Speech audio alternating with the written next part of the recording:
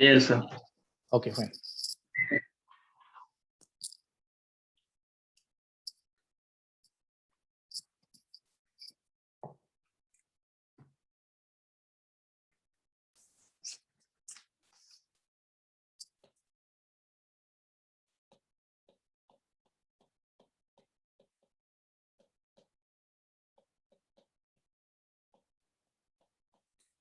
Bharat Stage 6 norms. Okay, so what it is, basically it is a automobile emission norms. Okay, so those who come from a non-engineering background, see what it is. Automobile emission norm is, if you take an engine, I told you the engine will emit all the 12 pollutants: nitrogen dioxide, sulfur dioxide, carbon monoxide. Now here we need to give a standard. For example, if it is a petrol engine, if it is a nitrogen dioxide, how much amount of nitrogen dioxide that an engine can emit? How much amount of sulfur dioxide an engine can emit? How much amount of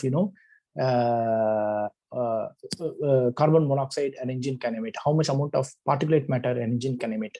If you, that standard is called the emission standard or automobile emission norms.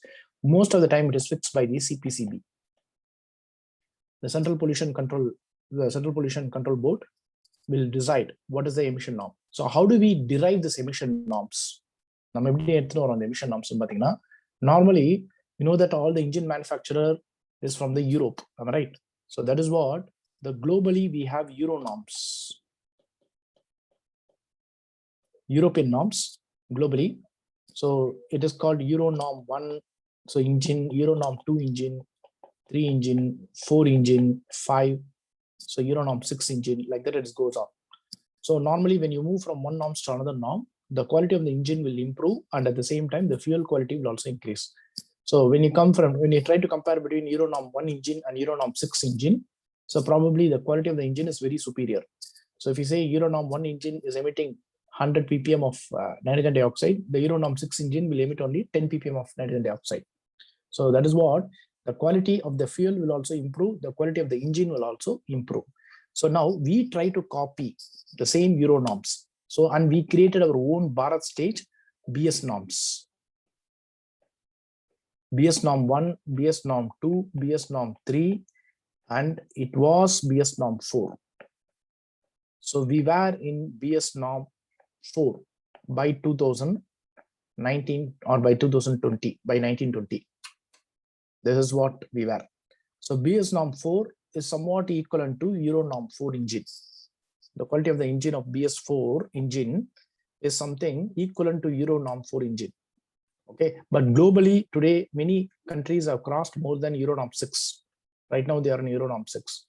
Okay, according to our auto fuel policy, we have an auto fuel policy. Under that auto fuel policy, we have to, we have to come to BS5 by 2020. Okay, BS6 by 2024. That is, I mean, BS4 till 2020, we used BS4.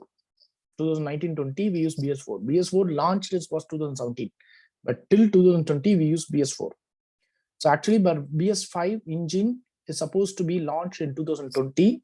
BS6 engine is supposed to launch in 2024. This was our original plan. But by 17-18, when we got a report from WHO that the rate of air pollution in India is increasing, immediately the BJP government by 2019 decided that we will not go for this. We will directly jump to BS6 norms by 2020. That is April 1, 2020. All the engine manufacturers, vehicle manufacturer has to come out with only BS6 engine. Okay, by 2020 of April 1st. So we are jumping from Euro norm, that is BS norm 4 to BS norm 6. Okay, this is what automobile emission norm. Okay, when you go for BS norm 6, what are the likely benefit? Now let's see.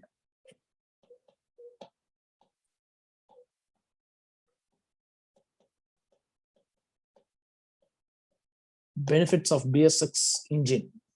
So in this BS6 engine, so we need to change the engine quality at the same time fuel quality.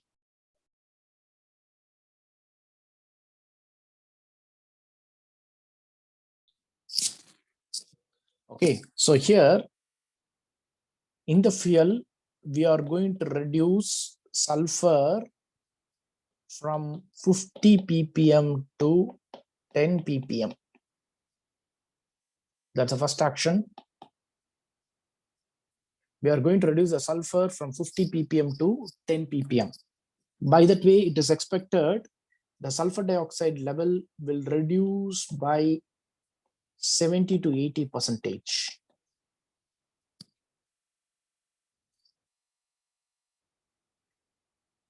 Sulfur dioxide level will reduce by 70 to 80%.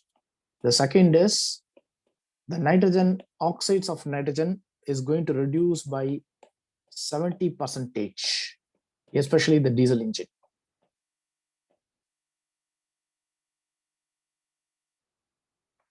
Okay, and the third benefit is by going for clean technologies, by adopting clean technology, nitrogen dioxide is going to reduce. The third one is 80% carcinogen in particulate matter is going to get reduced.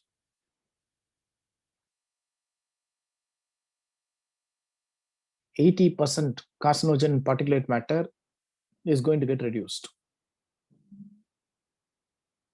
Okay, and apart from that, carbon monoxide also is going to get reduced. By fitting a catalytic converter, we are going to reduce carbon monoxide.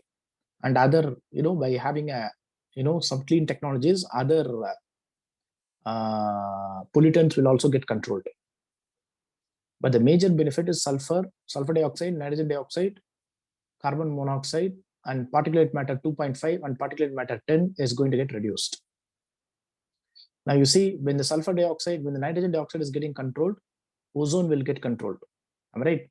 And also photochemical smog is going to get controlled. When sulfur dioxide and nitrogen dioxide is going to get controlled, probably acid rain is also going to get controlled. Carcinogen, 80% of the carcinogen is going to get controlled. Cancer, heart disease is going to get controlled.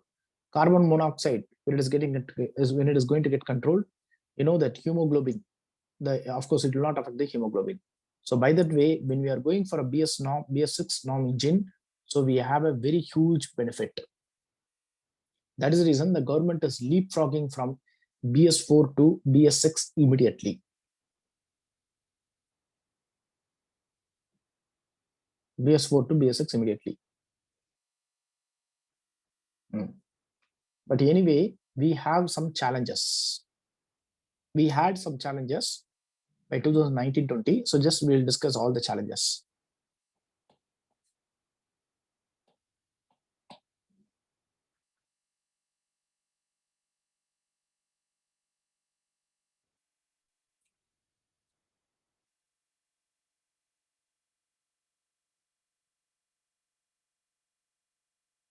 Okay, so now what are the challenges is, the first challenge is cost.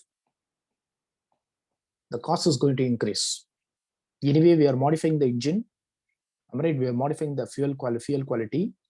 So in this, the fuel company says they need to invest more than 80,000 crores to change the fuel quality.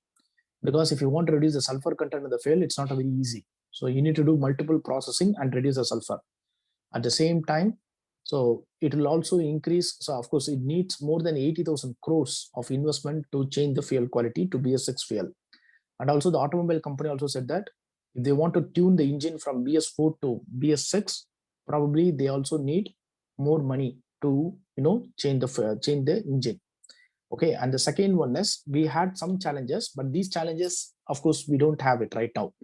What fuel company said is, of course, what fuel company said was, even though when they invest some 80,000 crores, even in the, for changing the fuel, that BS6 fuel we cannot provide across India. Yeah, that is true. So that is, we will be selling BS4 fuel as well as BS6 fuel. So BS6 fuel will be available only in some station, even though the investment is done. Okay, that is what the fuel company says.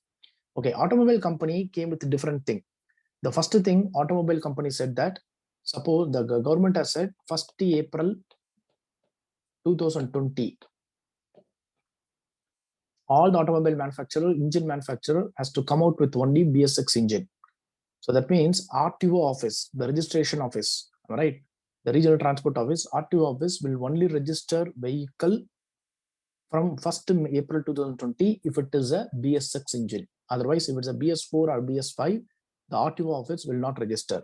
Now, this policy was introduced, this BS6 norms was introduced only in 2019. So we have only 1 year time. So 2019 to 2020 is a 1 year time. So within 1 year time, the automobile company is asking how they can sell the old vehicle. Okay, there are a lot of old vehicles, that is new vehicle which is not sold. New vehicle which is not sold, which has BS4 engine. Now what we will do with that? There are a lot of vehicle in the shed, of course in the dock, which is not sold, which has a BS4 engine. Suppose if the government says April 1, 2020, BS6 will be registered, then what will the fate of this car? So what will be the fate of this car? This is what the question asks. So that is what automobile manufacturers, what they did was, they went to the Supreme Court by November 2019 itself, to the Supreme Court to revoke the order, to get a stay for the order. But the Supreme Court said that they cannot intervene in it. It's an executive decision. You have to discuss only to the government. That is what the Supreme Court said. So anyway, they went back to the government, but the government said that there's no other option. Okay, the pollution level has gone beyond the limit. So we have to go for BS6 engine immediately. And also some of the Indian automobile companies said that, so we have another challenge in BS6 engine. That is, today some automobile company manufacturer says that most of the car sales in India is a small car.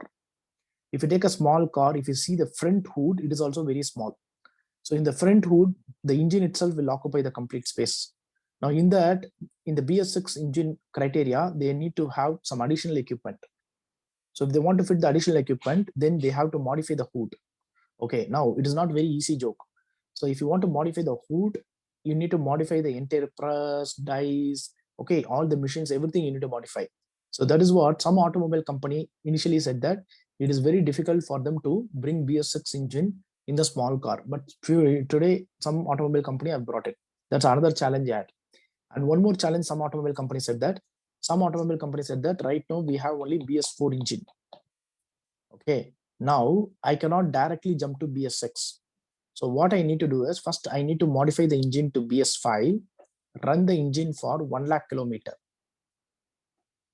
Okay, and then see whether it meets the BS4 5 criteria. Then again modify the engine to BS6 engine, run the engine to 1 lakh kilometer. Then only you can confirm that it will meet the requirement of BS6. So that's another question came.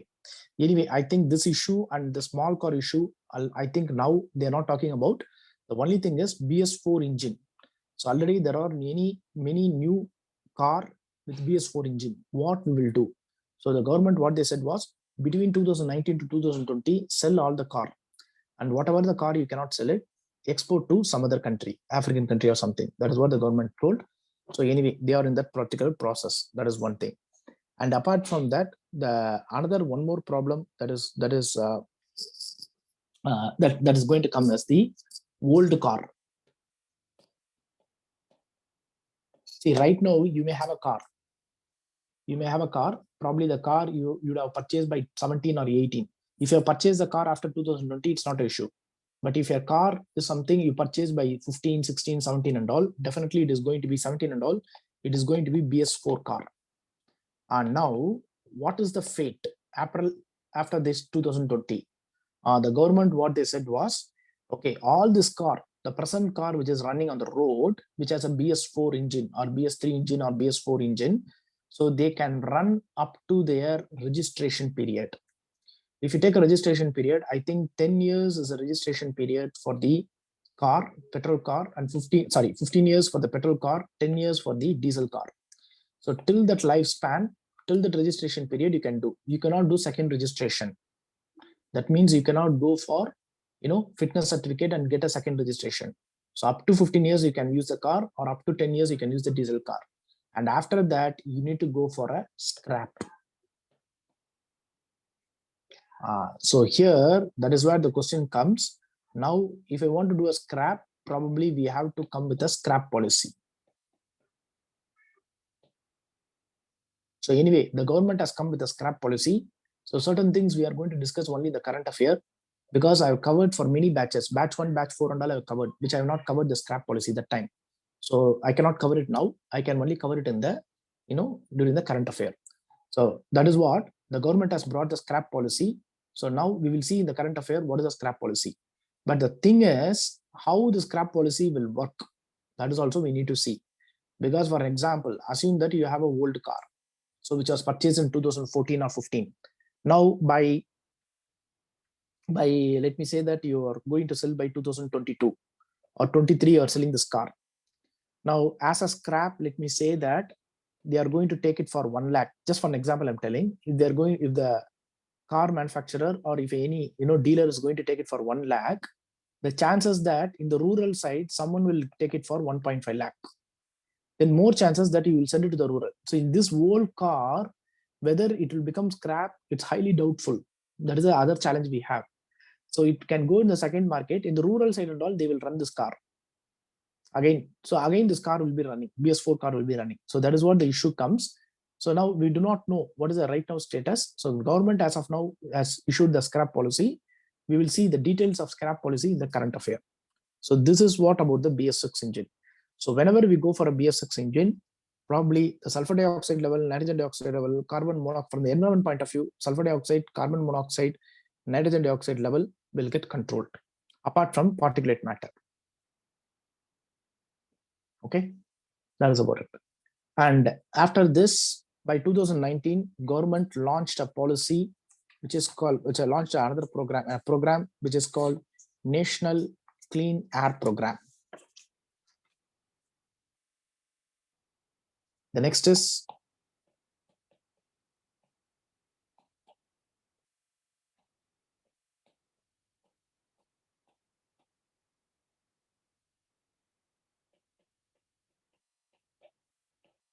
NCAP.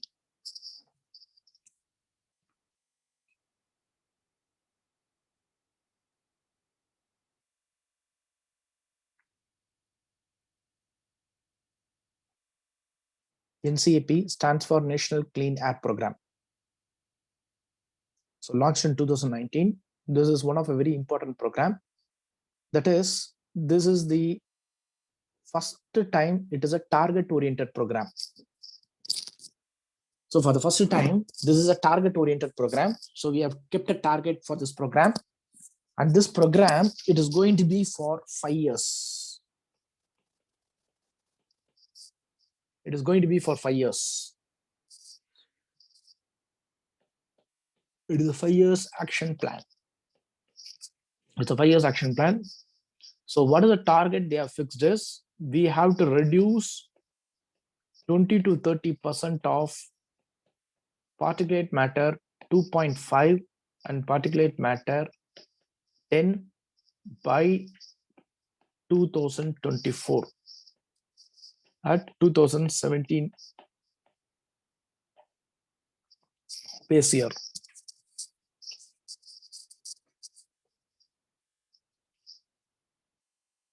So we have to reduce 20 to 30%, 20 to 30% reduction of particulate matter 2.5 and PM10 by 2024 at 2017 base level. So that is in 2017, what was the particulate matter level? From that 20 to 30% you should reduce when you reach 2024.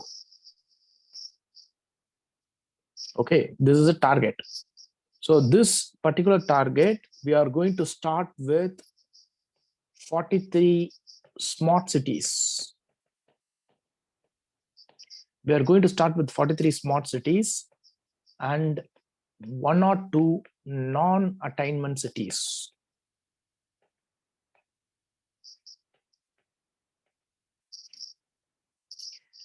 It is going to be for 43 smart cities and 1 or 2 non-attainment city. So you know what is smart cities? What is that non-attainment city? That is, non-attainment cities are the one in the last 5 years. These are the cities which have not reduced their particulate matter and nitrogen dioxide level. because CPCB will ask the every cities to control the particulate matter and nitrogen dioxide. So in this, these are the 1 or 2 cities, the major cities, where they have not reduced their particulate matter level. So that 1 or 2 city plus 43 smart cities. So totally 145 cities. They have taken it as a target. Now this program will be implemented by the CPCB.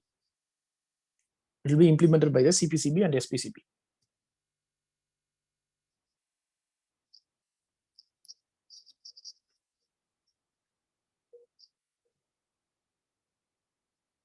Okay. Okay, why as such a type of a program is actually we copied from China. So in China, we have a similar program, National Clean Air Program. So actually it is a 30-year, I think 25-year program something. So because of that program, they have controlled 60% of their particulate matter because of such a program. So that is the reason we have launched it. Actually, as a short term, we have launched with 5 years, but our actually original plan is to bring it for 25 years. Our original plan is to bring it for 25 years. Okay, that is what the National Clean Air Program.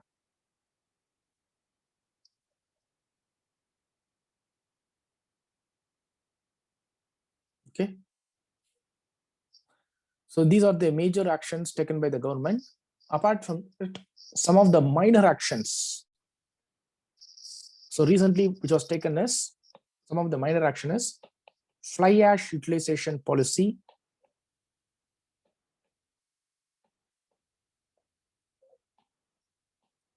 That is, the central government has launched this utilization policy. If you take fly ash, I told you, fly ash is a particulate matter that comes from the coal power plant. Now, under this policy, we need to trap this fly ash from the coal power plant because you know that all the emission comes only from the exhaust. So you need to fix appropriate equipment like electrostatic precipitator or something and capture this fly ash. And this fly ash can be used for brick manufacturing. And actually, this fly ash is also fertile. It is also can be used in cement manufacturing, but mostly it is used in the brick manufacturing. So what the state government has told us, what the central government has told us, all the state government, please capture from the thermal power plant, please capture the fly ash. And then this fly ash, you can send it to the brick manufacturing industry or cement industry, where they can convert into a brick, where they can add on to the cement. Basically, this fly ash is also very, very fertile. Okay. So Maharashtra is the first government to, bring this. Maharashtra is the first government to bring this fly ash utilization policy. Okay, the next one is another small thing, current affair is ban of pet coke.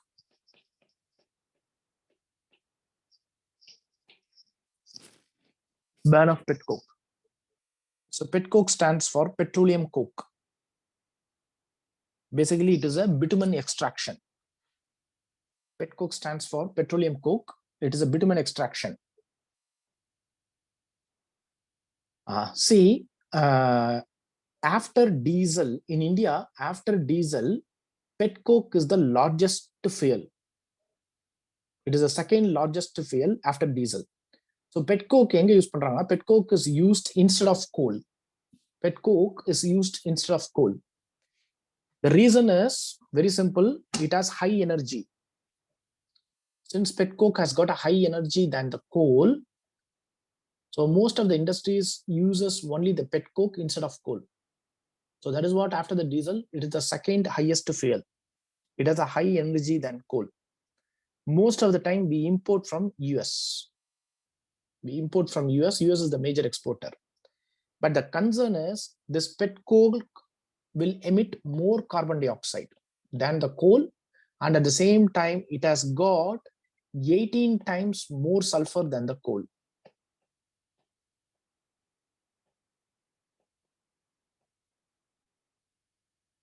It has got 18 times more sulfur than the coal.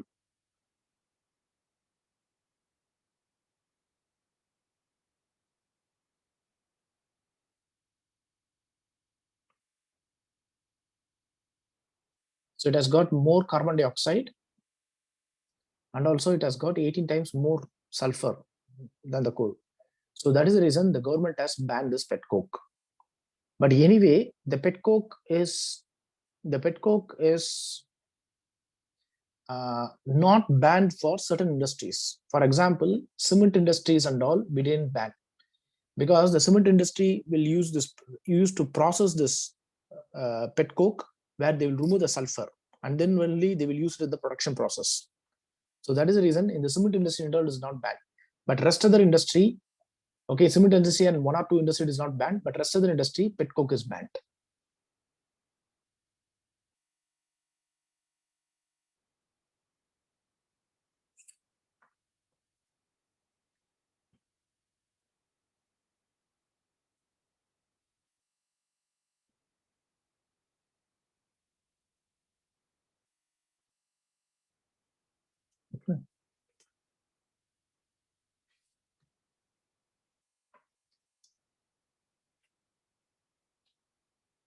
Hmm.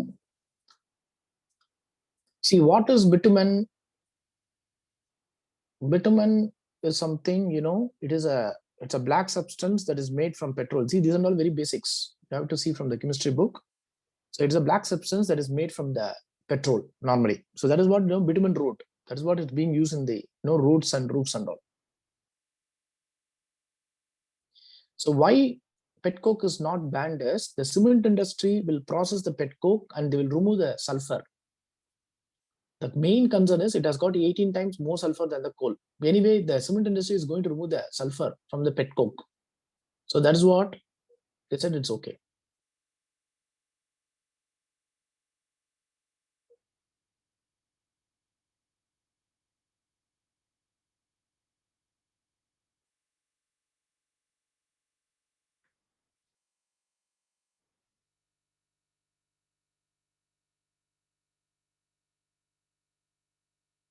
Okay.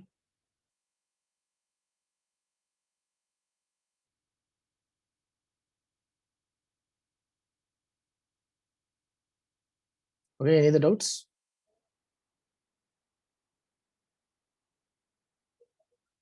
Pet coke, I don't think pet coke they use it for power plant, because normally pet coke has more sulfur than the coal.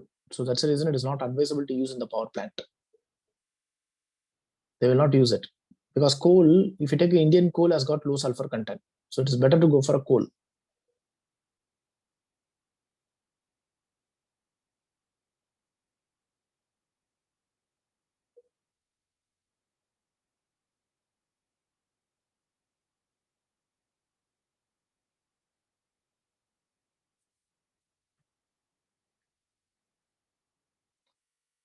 Okay.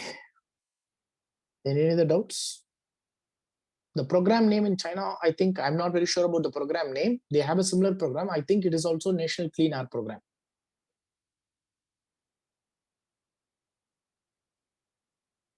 Okay, is there any policy of government regarding the effective control of stubble burning? Yes, that is what they have done. They have formed a notification, they formed a GO, and they've given it. Even they have allocated a budget to control the stubble burning. The state government, Haryana, Punjab, both the state government have done it.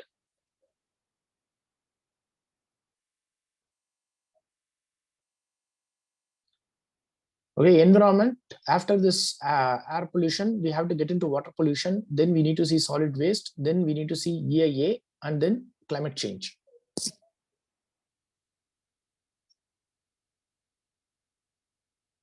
Okay. So now with this air pollution is over. Now let's get into the next one, water pollution. If you have any doubts, please ask me.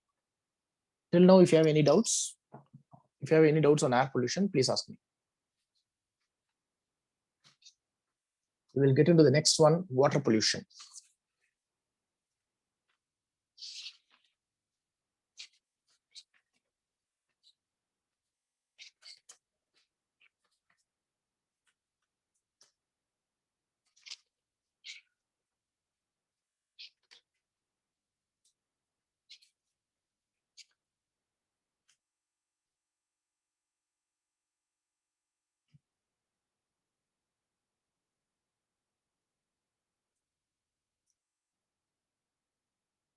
Okay, coming to the water pollution. So here we have three types of water pollution can be divided into three types.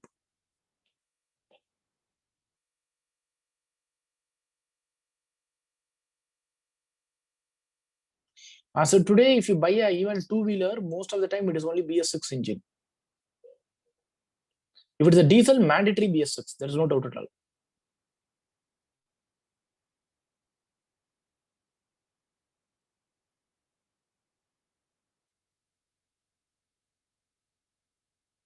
Okay. So other than pet coke, other than cement industry, please try to find out, because I think it is asked in a question. It will be asked in your objective type question. So you have to find out. Okay. Now come to the water pollution. Okay. So we have water pollution. So it can be divided into three types. One is biological type of water pollution. So when it comes to biological type, it is about bacteria and all, which we are not going to deal about. So waterborne diseases, so that you have to see from the science. The second is chemical type. Chemical type. So within the chemical type, we will discuss about two concepts. One is eutrophication. We will discuss eutrophication. The second is we will discuss about oil spill. Oil spill. Then we have physical type pollution. So within physical type, we will discuss about one is thermal pollution, and then silt and sediments.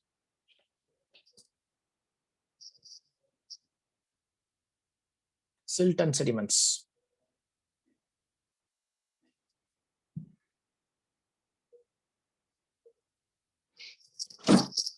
Okay. So first we will see the concept of eutrophication. This is what very important concept. Most of the time, so 99% of the time they will ask question only from the eutrophication. Concept of eutrophication. Okay, what is eutrophication? It is a eutrophication.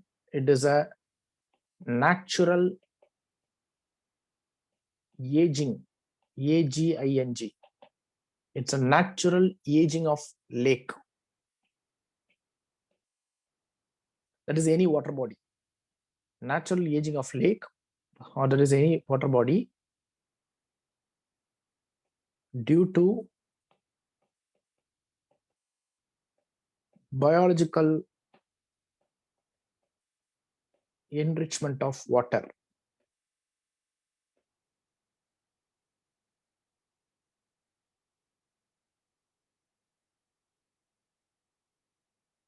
Natural aging of lake due to biological enrichment of water.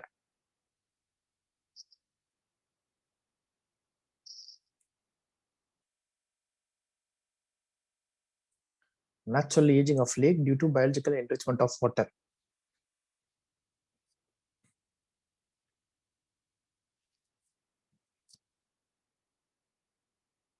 Okay. Now, let us take the sources of water pollution.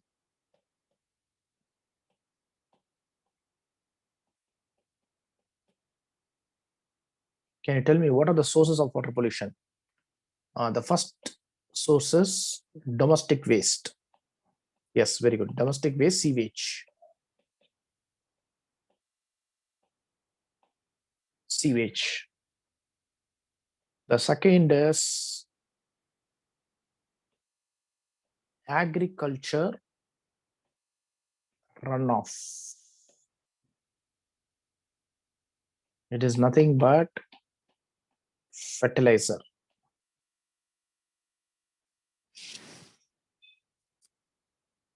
Agriculture runoff.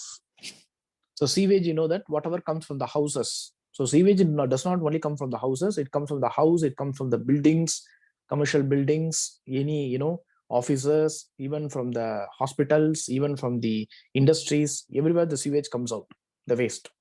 So domestic waste or sewage. Agriculture runoff is nothing but fertilizer. So when I say fertilizer, the farmer sprays a fertilizer on the soil. So all the fertilizer will not be taken by the plant. So most of the fertilizer will be in the soil. When there is a rainfall or when the water movement, so the fertilizer will leach and it will, run off and finally enter into lake or ocean. That is called the agriculture runoff. The third is from the industrial waste. Probably we call it as industrial effluent.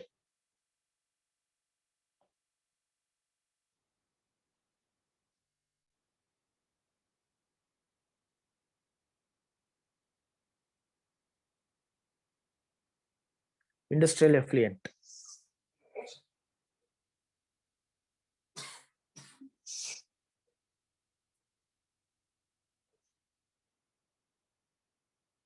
Okay. So now I'm talking about only the lake. Apart from that, oil spill. For eutrophication, I'm going to talk. That is, if you take a sewage, if you take a fertilizer, industrial effluent, if you ask me what is that waste, see, sewage is a waste. How it can be a pollutant? Fertilizer, okay, how it can be a pollutant? See, whatever you take, these are all nothing but nutrient.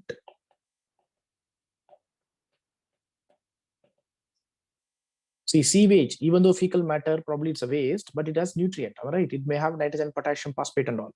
Fertilizer, directly it will have nitrogen, potassium, phosphate.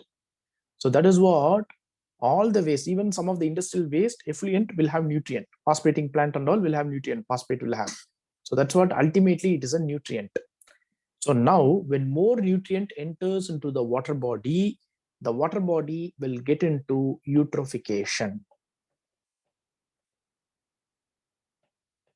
The water body will get into eutrophication. Okay, when more nutrient enters into the water body will get into eutrophication. Okay, we will see how this water body will get into eutrophied when more nutrient enters. So here, let's take a lake. Okay. So I will say lake is a self-sustaining ecosystem. It's a self-sustaining ecosystem because there will be a sun. The sun energy, yes, it produces algae, phytoplankton. Some floating plants may be there. Am I right? Some primary producers will be there. So accordingly, some zooplankton will be there. Am I right? So phytoplankton, zooplankton, then some herbivore, of course, herbivore, carnivore, top carnivore. So everything will be there. Am I right? So at the bottom, okay, you can find some deposits. So in the deposit, you can find some bacteria. It's nothing but decomposes. Bacteria and fungi may be there. So that's what everything, whatever dies, it is getting decomposed. All right. So nutrient recycle happens. So decomposition will happen. The nutrients are getting recycled again and again. So this is what you can see. It is a self-sustaining ecosystem. Now, if you take any water body, how do you know that water body is not polluted? By seeing the lake. When you see the lake, if it's very clear, probably you may think that it is not polluted. Suppose if it is brown color or black color, it may be polluted. But when you do a laboratory check, you will come to know better. Am I right? For example, assume that you're a collector in a district. Now the local people, okay, some village people come and gives a complaint, gives a petition that the drinking source of water lake, the drinking lake is polluted. So what you'll do? First, you have to go and inspect the lake. So now after inspecting the lake, probably you will come to know, okay, whether it's polluted. And definitely just by seeing the lake, you cannot understand. So you will call an environmental engineer. Okay, you need to assess it. Okay, the environmental engineer will assess it and will a report. So in that report, there will be some indicator. So that indicator only defines the quality of water in the particular lake. So what is the indicator is? The first indicator is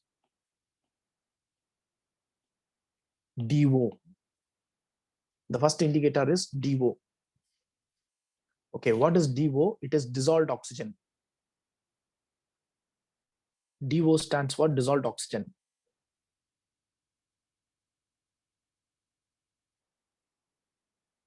DO stands for dissolved oxygen. Okay, it is the amount of oxygen. Just make note, it is amount of oxygen. It is amount of oxygen present in the water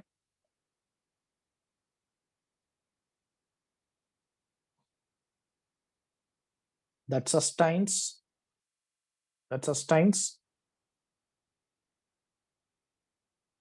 aquatic life. That sustains aquatic life. Okay, it is amount of oxygen that present in the water that sustains aquatic life. That is called dissolved oxygen.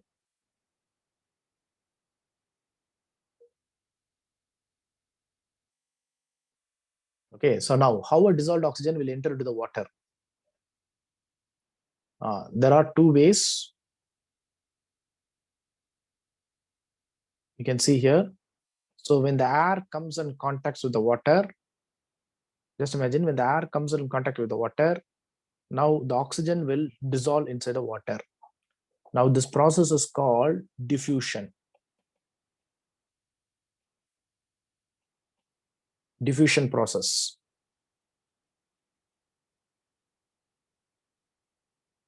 This process is called diffusion process. Okay, that is one way the oxygen can enter.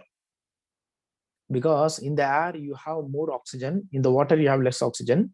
So the diffusion process is nothing but from the always, from the higher concentration, the air will move to the lower concentration. So the diffusion process, that is how our lung is working, am I right? So by that way, the oxygen will enter, it will get dissolved in the water. So comparing with between oxygen versus carbon dioxide, which will dissolve better? Whether carbon dioxide will dissolve better or oxygen will dissolve better? Yes, carbon dioxide will dissolve better because of its bonding force. Am I right? So that is what the one way is oxygen dissolves. The second is we have phytoplankton. Now the phytoplankton or the plant will also do photosynthesis. By that also the oxygen will enter. The oxygen will go to the atmosphere and also the oxygen will enter into the water body. So from here it will go to the bottom. This is the way the oxygen enters into the system. Clear? That is what the first one, dissolved oxygen. Okay. The second one is, the second indicator is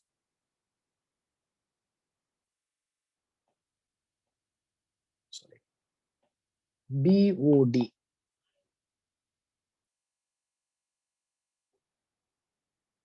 BOD. It is called biological oxygen demand or biochemical oxygen demand or biological oxygen demand. You can write.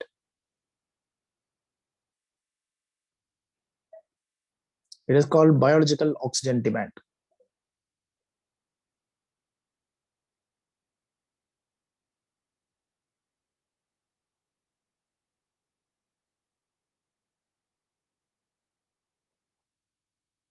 Biological oxygen demand. See, there are two ways of getting a dissolved oxygen. Again, I'm telling you, the one is diffusion process. The second is the phytoplankton and all will do photosynthesis. So that time also oxygen can enter. Okay, what is biological oxygen demand? The term itself says biological oxygen demand. That is demand for oxygen by the biological organism. So here it refers only the decomposers. Okay, here it only refers to decomposers. So that is the dead organic matter when it is present at the bottom, you know that the algae and all will die, fishes and all will die. So it will come to the bottom. Whenever the dead organic matter comes to the bottom, the decomposers will start decomposing. Now the bacteria or fungi will also consume oxygen. So now the amount of oxygen consumed by the decomposers to decompose the dead organic matter is called BOD. So just make note, what is BOD? It is amount of oxygen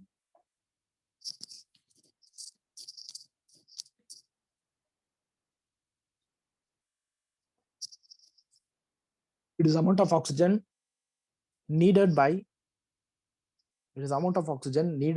bacteria. It is amount of oxygen needed by bacteria to decompose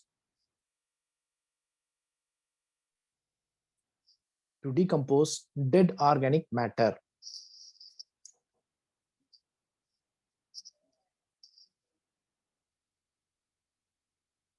Okay, to decompose dead organic matter. So just imagine if I have more dead organic matter, then what will bacteria will do?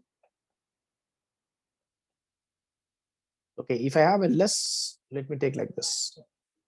This is very important. So I have a less, this is dead organic matter. This is more dead organic matter. So when I have a less organic matter, now the bacteria will consume less oxygen. Am I right? So biological oxygen demand is going to be less. Suppose if I have more dead organic matter, now the bacteria, in order to decompose, it will take more oxygen. So biological oxygen demand will increase. Now, when BOD increases, what will happen to the water body? Dissolved oxygen level? Dissolved oxygen level will reduce because the bacteria is consuming the oxygen. So the oxygen level in the water body reduces. Okay, this is what you need to keep in mind. Both are in the inverse relationship. BOD increases, DO reduces. BOD increases, DO reduces.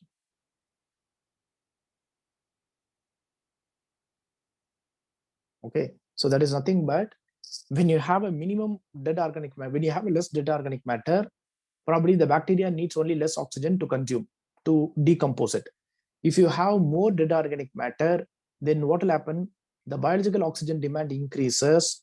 Because of that reason, the bacteria will try to consume more oxygen. And because of that reason, the oxygen level in the water body will come down. So that is what, BOD increases, DO reduces. It is both bacteria and fungi, decomposes.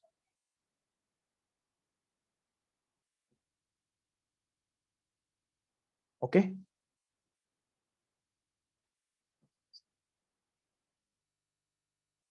Then there is another indicator, COD.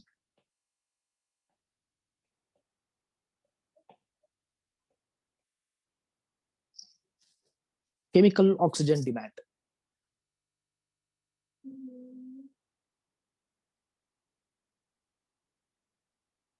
Chemical oxygen demand.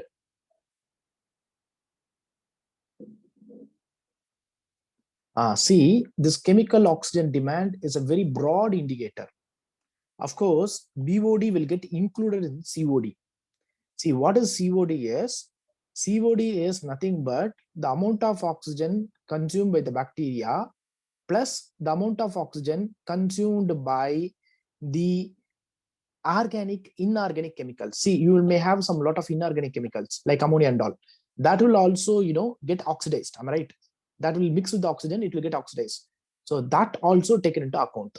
So what is COD? It is the amount of oxygen. So just make note. COD, it is the amount of oxygen. It is the amount of oxygen consumed by the decomposers. Consumed by the decomposers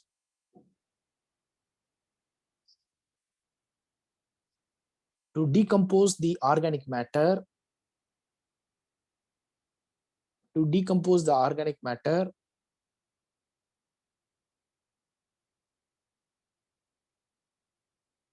To decompose the organic matter and oxidation of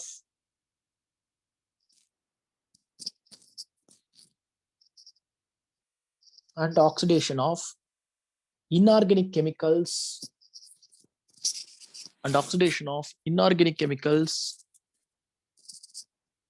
like ammonia, etc.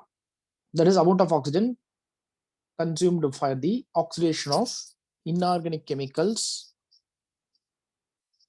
like ammonia, etc.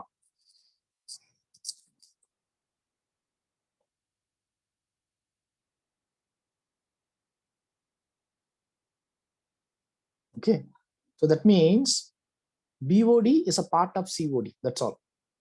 So COD includes how much the inorganic chemicals consumes it plus the decomposers consumes. So both is called COD. COD is a broad indicator. If I want to know only how much amount of decomposers consumes the oxygen, then you need to see for BOD. Most of the time, they only look for this DO level and BOD level. Okay, this two indicator itself is more than sufficient.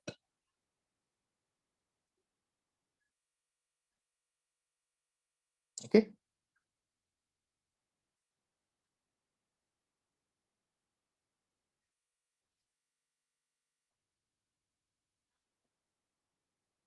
Now let's take, this is a lake.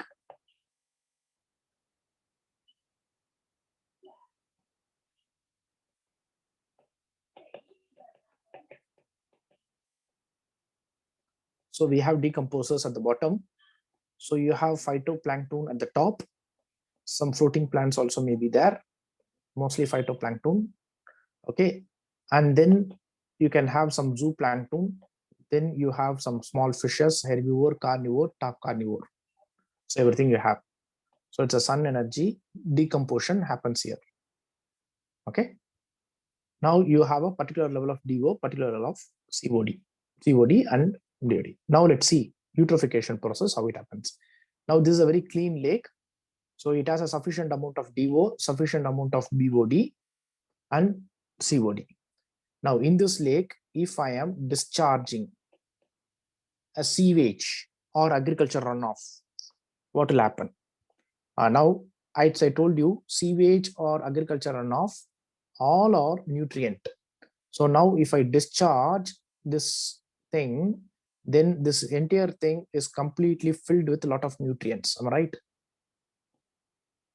So that's what, let's go step by step. So the first step is, if you enter, suppose if you discharge any sewage or if you discharge any agriculture fertilizer or something, this water body is enriched with nutrient.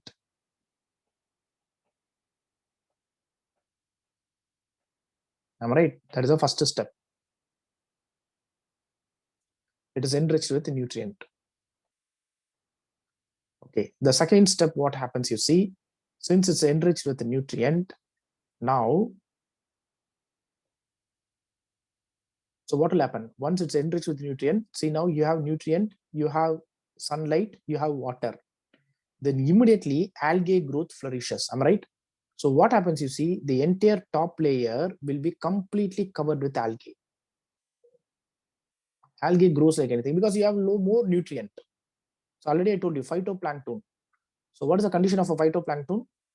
So in aquatic ecosystem, I told you.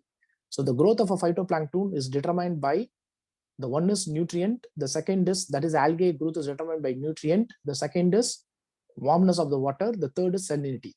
So if it is a saline, if it is surveys in the ocean region.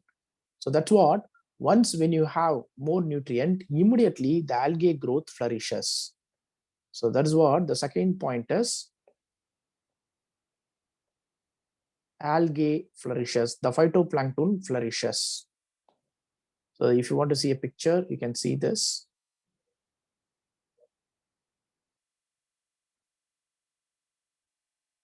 You see here, this is a clean lake. Now from the clean lake, you see the algae, the phytoplankton, and it grows like anything. It completely covers it. This is what algae growth flourishes. Okay. Now, after this, what will happen? So algae flourishes. So when the algae flourishes, definitely it will block the sunlight. Am I right? So sunlight cannot enter. So sunlight cannot enter. So the third point is block sunlight. Okay. And at the same time, dissolved oxygen cannot also enter. So block sunlight and dissolved oxygen. So oxygen also cannot enter, sunlight also cannot enter. Now what will happen to the water body? Yes, the water body will become dark. Okay, water body will become dark and temperature comes down in the water body. Am I right? Because sunlight only is a source of heat for the water body. So I told you. So the temperature is reducing and the water is also becoming dark. By the time itself, some of the fishes and all cannot survive. Okay, now what will happen to the dissolved oxygen level? Dissolved oxygen level will not much change. Anyway, the dissolved oxygen which is entering from the air, it is reducing. So by that way, dissolved oxygen level little bit reduces. But anyway, this is a photosynthetic. Am I right? The algae is a photosynthetic. So it will do photosynthesis and it will provide oxygen. But the thing is, the photosynthesis happens only in the morning time, not in the night time. But in the night time, it will do respiration. So that is what, you cannot find much change in the oxygen level. So that is what happens is the oxygen level will not change. But after, 2 weeks, after a week time, this algae will die. When this algae dies, this dead algae will come to the bottom. All the dead algae will come to the bottom. Now tell me what will happen. When this dead algae come to the bottom, so now you can have organic matter increases. Am I right? Dead organic matter increases. When the dead organic matter increases, bacteria, multiplies. Because it has got more food, bacteria will multiply and BOD increases. Biological oxygen demand increases. Now the bacteria, what it will do is the bacteria will start consuming all the oxygen. So the oxygen level in the water, it will reduce. So the sixth point, dissolved oxygen level reduces. See, after a week's time, the algae will die. So algae and all will not have a very long lifespan. It depends on the algae. So some algae will die and a new algae will come. Okay, so anyway, so assume that this algae dies. Then, dies and comes to the bottom. Okay, by the time what happens, you see, some of the new algae, anyway, the water has nutrient, am I right? Nutrient and everything. So obviously, some of the new algae will come to the top. Again, it will come to the top. And again, it will die, again, a new algae will come to the top. Till the nutrient is there, so the algae will be keep on coming back. The dissolved oxygen level decreases. So by the time some fishes and all will be suppressed of course, will be deprived of oxygen, and again fishes also will die and come to the bottom. Now you see further, BOD increases, further DO level decreases. So now this condition will be keep on going on. By the time the bacteria will also consume all the oxygen and all the organism will be dying back. All the organism will die, will come to the bottom. So it come back. And one point of time, this water body will not have oxygen at all because all the oxygen will be consumed by the bacteria. So that condition is called hypoxia. Hypoxia condition occurs. So what is hypoxia? Is something no oxygen. In ocean, we call it as dead zone. See, this can also happen in the ocean also. In an ocean area, in a particular area also, this can happen. In a creek, in a bay also, it can happen. It will enter into a condition which is called hypoxia condition. That is, hypoxia is a lack of oxygen. In ocean, normally we call it as a dead zone. Now, so when it enters, when this condition comes, then what will happen? Then what will happen? Now all the bacteria will also die. Am I right? All the fishes will die, all the bacteria will die. Even this algae also will find it very difficult to, survive. Now a new organism will emerge. What is that? If there is no oxygen, when it is entered into hypoxia condition, now anaerobic bacteria will come. Anaerobic bacteria appears.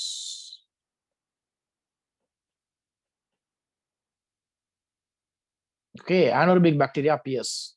So once the anaerobic bacteria comes, now the anaerobic bacteria will start doing the decomposition. As I told you, it will not do, complete decomposition. That time the anaerobic bacteria, since it is, working without the presence of oxygen, it will start emitting methane, it will start emitting hydrogen sulfide, toxic gases and all. That is the time the lake slowly will turn into, brown color and black color. By the time all the algae will also get killed off, and you can see it will come to this condition. You can see the third picture. I'm going to delete it. So this is the 8 stages. So I'm going to, fine. You can see the third picture. See this? Before, after, and you see the lake is entering into anaerobic condition. Once it enters into anaerobic condition, Now, immediately all the algae and fishes, everyone will die. And this lake will start emitting some toxic gases, especially the methane, okay, hydrogen sulfide and all. Now this lake is completely unfit for drinking. Now this lake has entered into complete eutrophication. Okay. Now what will happen next? Anything? Yes, it is not going to stop. From here, it will leach and it will grow to the ground well and it will pollute the ground well also. So from there, leaching will happen, leaching and pollute, okay, other lake nearby, or even it can pollute the other lake nearby, or it can also, pollute the ground well. Okay, the very famous cases in India, blue baby syndrome.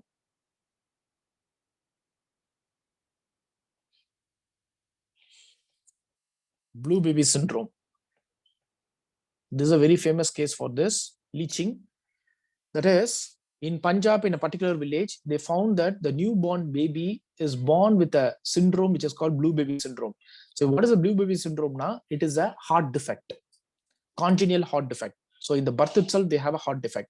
So initially they couldn't understand what is the reason. Later only they came to know that it may be because of nitrate. And later they came to know that in agriculture, they use a lot of fertilizer, that nitrates are leached into the lake. From the lake, the nitrate has leached into the ground well. That ground well has a nitrate. That nitrate water was consumed by the mother. Of course, in turn, it's affected the baby, fetus, which is called the blue baby syndrome. It's called congenital heart defect. Congenital heart defect.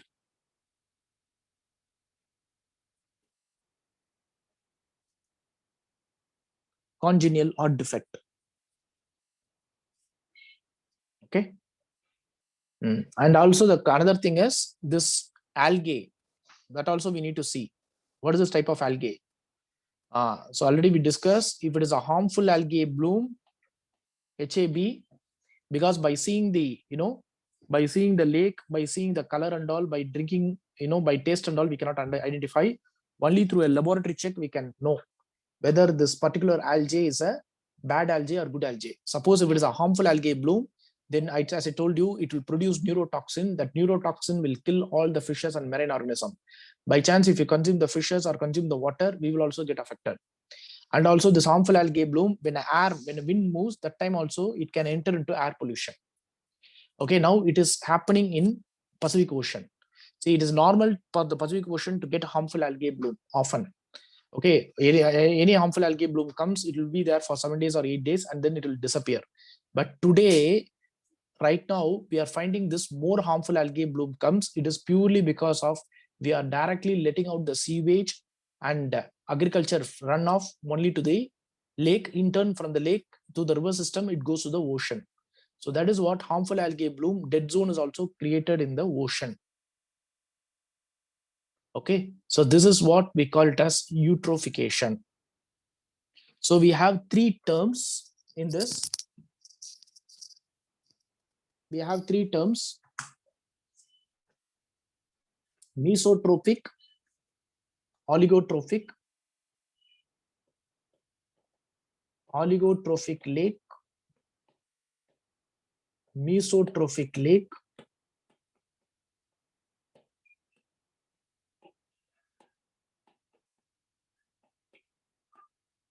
eutrophic lake. Oligotrophic, mesotrophic, eutrophic.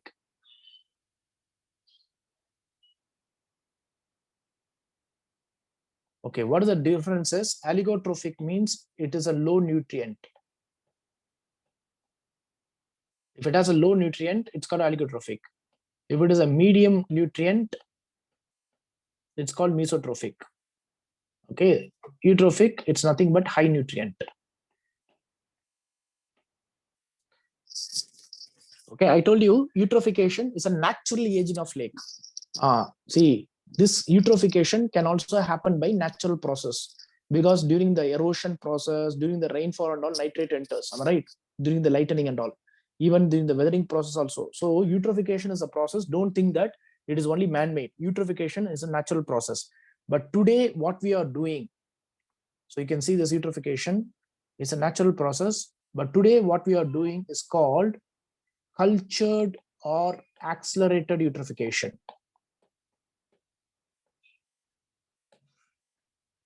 Today what we are doing is a cultured or accelerated eutrophication.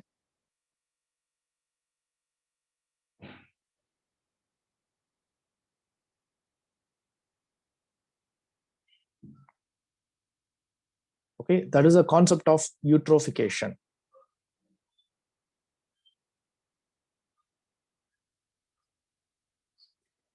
Okay.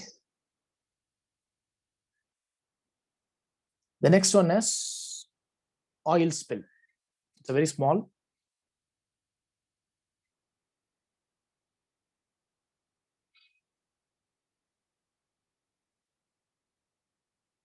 Oil spill.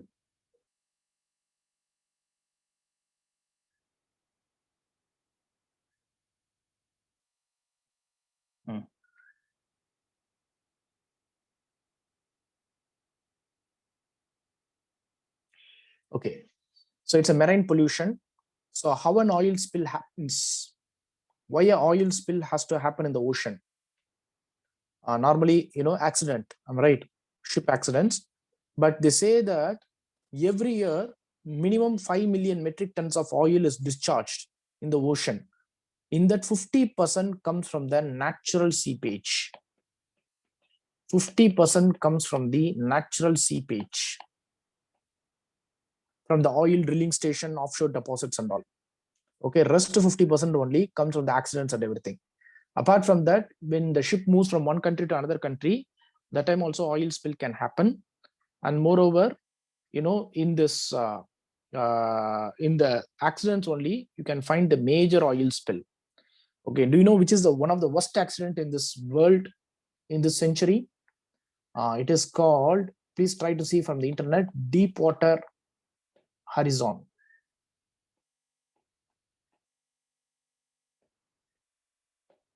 Oil spill. Deepwater Horizon oil spill. It's nothing but Gulf of Mexico BP oil spill.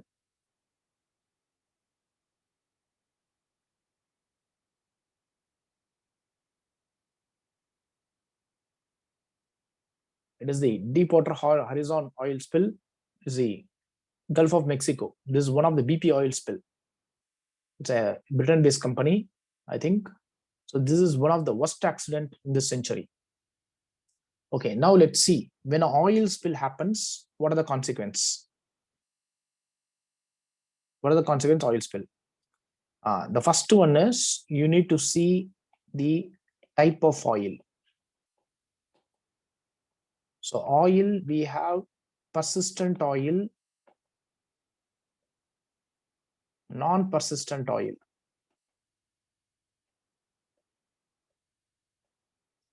So for example, if kerosene, petrol and all spills, you don't want to bother because it will get evaporated after some point of time. Okay, but if it is a persistent oil, mostly you can see here, crude oil, that is the problem. Okay, that is, it is going to stay for a long period of time. Okay, now, when a crude oil spills, let us take a persistent oil. When a crude oil spill, what will happen? Let us go step by step. The first thing is, when a crude oil spill, some of the crude oil will sink into the bottom.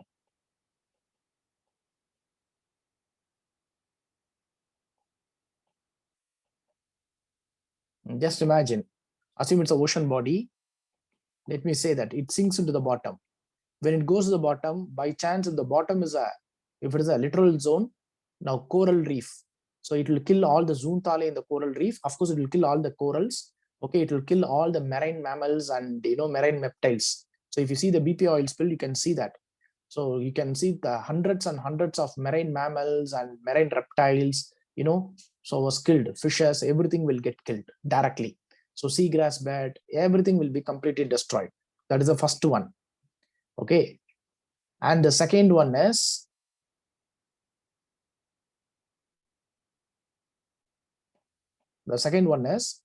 and some of the oil which is in the top, that will obey the Pascal law of transferability, that will travel for a long distance. Am I right?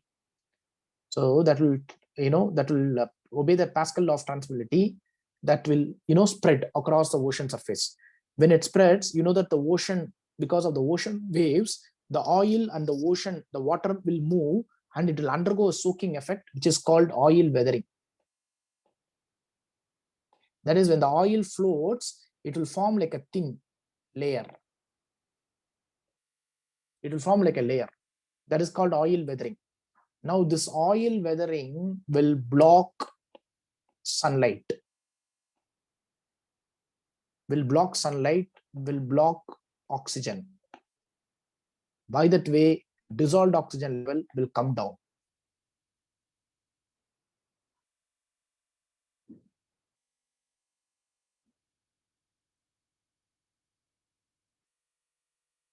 By that way, the dissolved oxygen level will come down.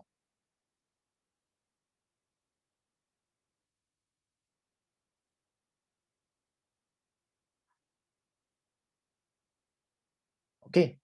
And apart from that, this oil, actually, most of the time, this crude oil kills all the organism only because of this pH. As I already told you, the pH, the polycyclic aromatic hydrocarbon present in the oil, okay, that only will kill all the fishes and marine organism. And more important, you see the bird. Now, by sometimes, if the bird is getting trapped in the oil, so what will happen to the bird? Yes, eventually the bird will die. See, the first thing is, even you take a small amount of crude oil and rub it in your hand and leave it for 10 to 15 minutes time, it will burn. Now you see, its entire body is completely covered.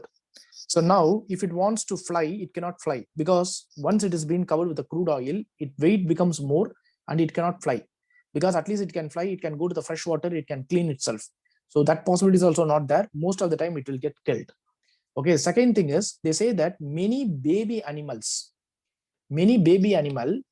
actually connect with their mother only through the scent.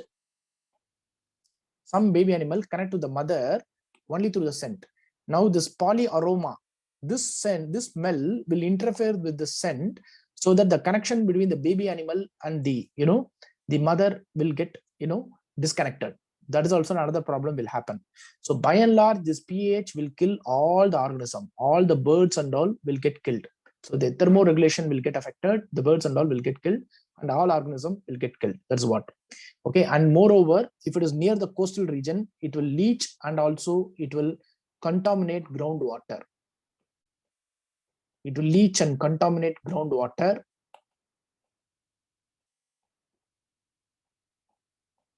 And moreover, it will also enter into air phase. Am I right? Moreover, you know that wind and all moves. So that time it will be taken by the wind. Wind will take all this particle, the pH, benzene and benzopyrene and all. So it will also enter into air pollution. It will also enter into air pollution. Okay, affects air quality. Mostly, pH, benzene, benzopyrene and all. That's how oil spill is also very, very, dangerous concern. Okay, once an oil spill happens, what we need to do? We need to clean. Okay, so how do we clean? Yes, it's only bucket. You see what they are doing. Yes, manual cleaning. Even in the Mumbai oil spill, even in this, even in the Tiruvatti or Chennai oil spill, that is what they do. They go for a manual cleaning. Sometimes they use the sawdust. They use the sawdust. Probably when you put a sawdust, the sawdust will, coagulate with the oil. So it will be very easy for them to remove. But right now, we have one method, which is called bioremediation.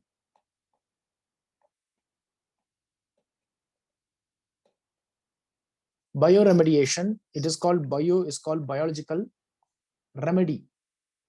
You know that remedy is something which is a, solution, biological remedy. So here we have some microorganism or biological agent to remove this oil. Some bacteria will consume this oil, or the bacteria, what it will do is, it will break the oil into hazardous to non-hazardous. That is what this bioremediation technique. So in this, there is one premier organization. You need to see this, TERI, the Energy Research Institute.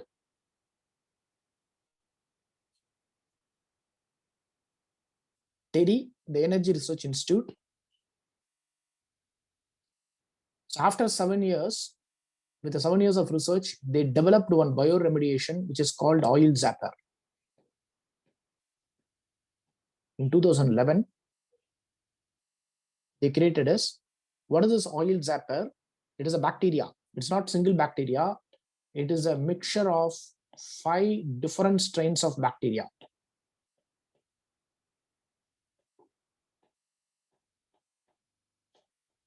It is a mixture of 5 different strains of bacteria.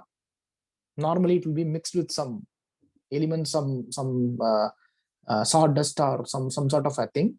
And then if you put it inside the water, now this bacteria, what it will do is it will break the oil into carbon dioxide plus water.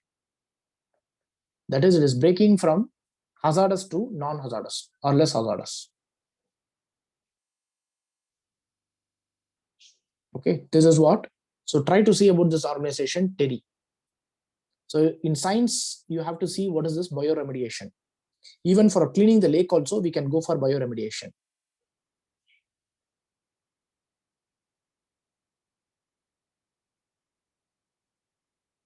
Okay.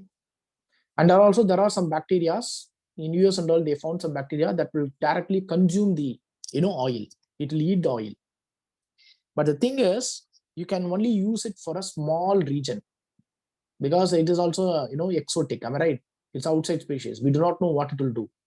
So for large area and all, it was never tried out.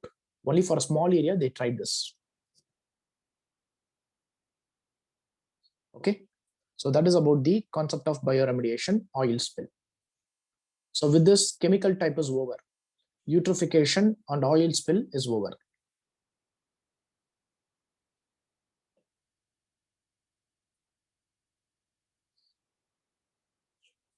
Okay, we will take a small break and then,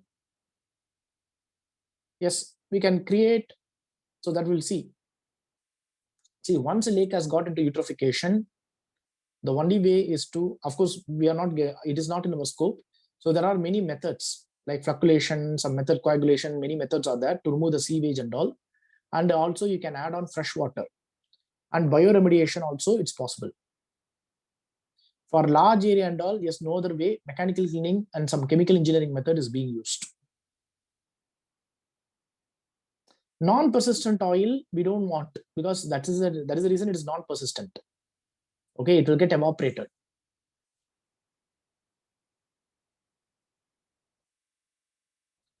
Okay, so we'll take a small break and then again we will start. We will get into the physical type of pollution.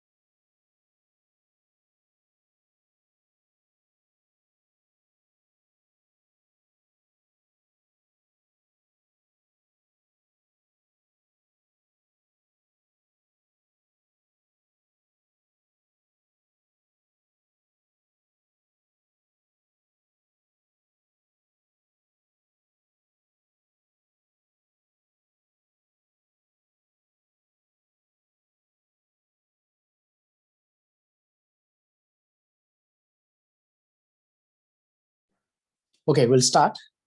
So the next is thermal pollution. So this is all very small. Thermal pollution. So here, in any water body, when a hot water is discharged, what will happen? What will happen when a hot water is discharged? See, normally if we take a Kudangulam, the Kudangulam protest came from the fishermen initially. So the fishermen also opposed that from the nuclear reactor, from the reactor, the hot water will come out. So when the hot water comes out, the first thing is the fishes will migrate.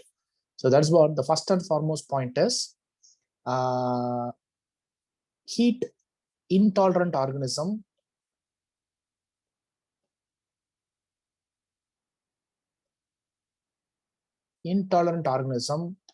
will be replaced by heat tolerant organism. Heat intolerant organism will be replaced by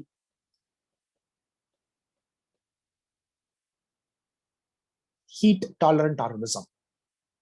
That is, the fishes and all will migrate, and so in that warm temperature, what are the fishes that can survive? That alone will be there. Okay, the second very important point is oxygen dissolving capacity will come down. Oxygen dissolving capacity, okay, will come down. That is, dissolved oxygen level will reduce. The reason is, in a warm water, probably the molecular forces are very weak, so that the oxygen will escape. So that is what the oxygen dissolving capacity will come down. The oxygen dissolving capacity will come down. So DO level reduces. And the third thing, already I told you, whenever you have a warm water, yes, algae flourishes.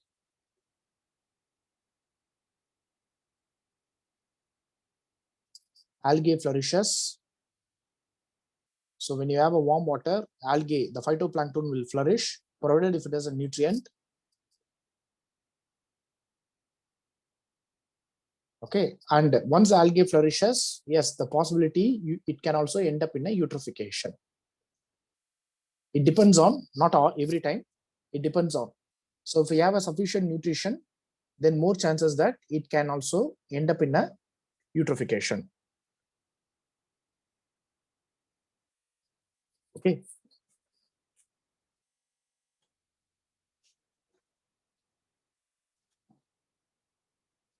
That is what will happen in a thermal pollution when any hot water enters. The next is silt and sediments.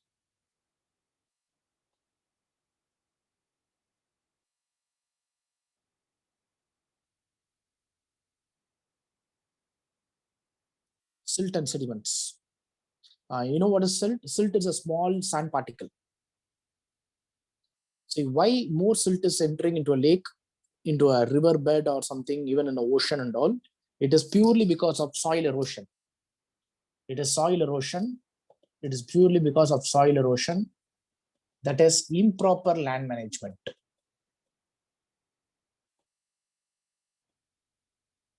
Improper land management. And even off late, the construction demolition also, results in more silt formation.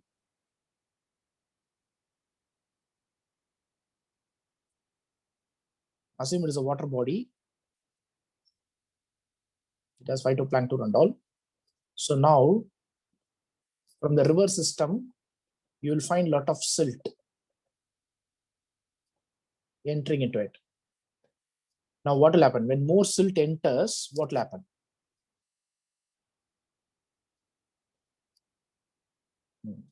The first thing is, the silt, when by chance, if it enter into a lake or dam or in the ocean, the first and foremost thing is, it will wipe out, it will disturb the phytoplankton. All right. So it will come in a very high velocity. See, always, the river water comes in a very high velocity. When it is mixed with the silt, small sand particle, now like a blasting, it will be. It will be like a blasting process. So it will come and it will wipe or it will disturb the phytoplankton. Okay, moreover, what it will do is it will wipe out all the phytoplankton fishes and actually bury under the sediments. Okay, so in this, some will be buried under the sediment.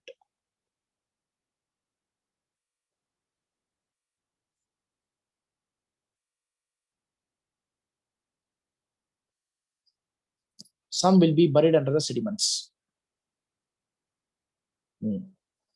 Now just imagine, and after that, when the silt enters, suppose if you have a fishes, let me say you have a fish. Now just assume that the silt comes in a very high velocity. Now, when the silt water comes in a very high velocity, normally all the silt will enter into the gills, because you know that in order to take the oxygen, the fishes will open the gill. So that time, the gills, sorry, that time what happens, you see, the silt will enter into the gills, it will choke the gills. Choking of gills. Am I right? Choking of gills will happen. Then any other thing, then you will find more silt. When you find more silt, yes, it will block sunlight. That is a concern today in the most of the ocean region. Yes, when the silt is buried, when the silt runs in a very high force, it will take some fishes, it will take some phytoplankton and all, it will bury under the sediment. Some means some phytoplankton, fishes, zooplankton, organism will be buried under the sediments.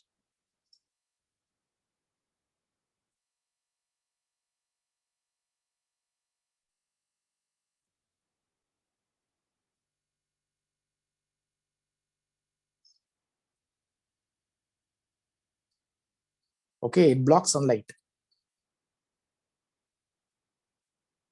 Okay, so that what happens, you see, the water also become dark. The body will become very dark, and also the temperature may also come down in the water body. That is also another concern. Okay, and moreover, the silt, what will do is it will join with other pollutants. So the fifth point is, okay, silt can join with other pollutants.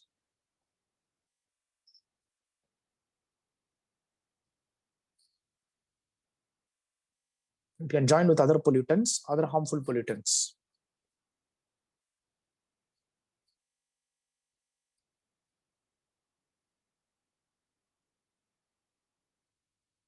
Okay, so that is about the silt and sediments. So we also have today, because of this improper land management, soil erosion, we also have a lot of political issue. For example, let me say this is a dam. So this is state 1, this is state 2. So now they may say that, so the state 1 can take a water level up to some around 133 feet or something. Beyond that, it has to be discharged to the state 2. Today, when more silt is entering, what will happen? The level increases. So definitely the quota for the state 1 reduces. What the state 1 will do? The state 1 will say that I'm going to increase the dam height. Okay, or he will not release the water, but the state 2 will not accept it. The state 2 will say that go for desiltation. Okay, that is dredging. But when you do a desiltation, the water will be completely coagulated. You cannot use the water. The state 1 will say that no, I will not go for desiltation. Okay, I'm going to raise the dam or demolish the dam. Let us construct a new dam. So like that, they will go for. So that is the more the silt, because of the soil erosion, because of the improper land management, today it is also resulting in lot of state to state debate, political conflict.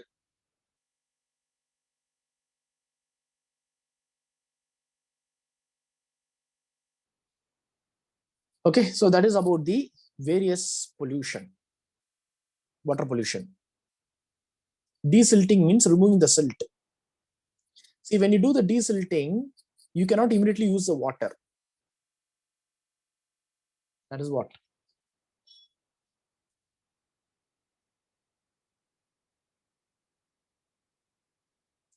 See, eutrophication, salinity, there is no connection at all. Eutrophication is a process that, when more nutrient enters. So eutrophication can also happen in it can happen in the ocean. At the same time, it can also happen in the lake.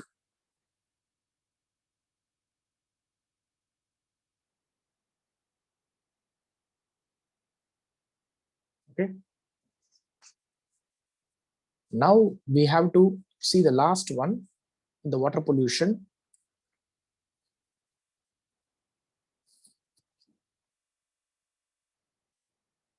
River Ganga pollution.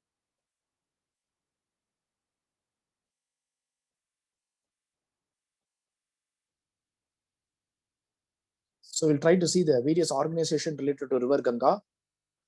So National Ganga River Basin Authority, Namami Ganga program. So we'll try to discuss about it. River Ganga pollution.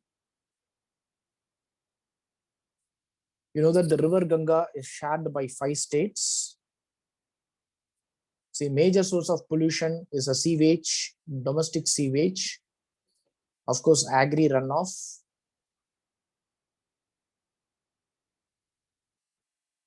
and apart from that, 5 industries are responsible for it.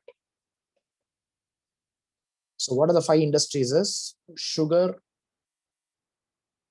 chemical, paper, distilleries, tanneries.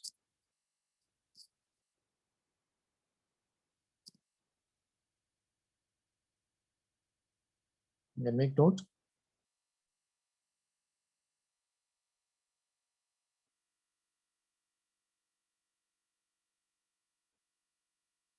Distillery, the beverages company, and tanneries, leather.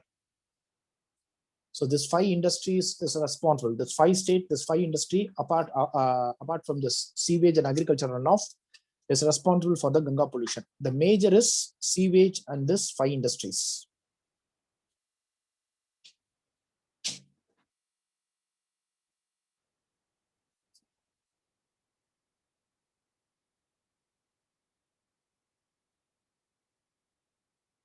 Sewage and this 5 industries.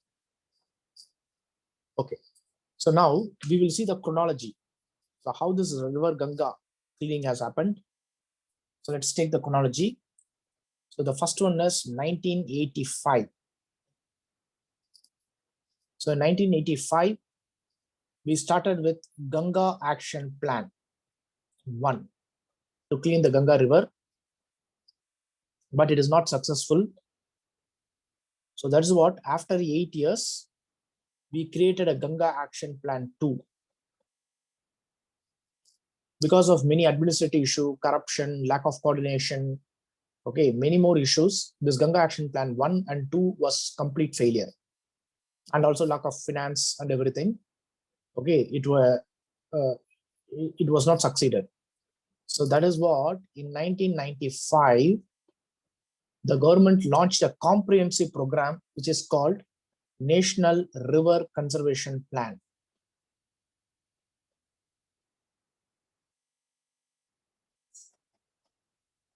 So now this is a common program.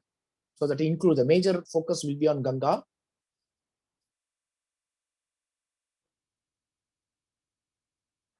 Which is called National River Conservation Plan. Okay, so normally in a river cleaning, what are the activity they do? So today we have Namami Ganga program, right? So what activity we do in this program? So what activity they do in the program? So let's take the list of activity. So the first one is river. It's not a river. It's not a lake. It's a river. So the first and foremost thing is, see, most of the time it is the sewage and effluent. Am I right? Industrial effluent. These two are responsible. So what we need to do is we need to install STP, sewage treatment plant, and ETP. Of course, ETP will be done by the company. More important is STP, because sewage It is a domestic sewage. It is only the government has to do. So we have to install ETP and STP and divert waste to the treatment plant.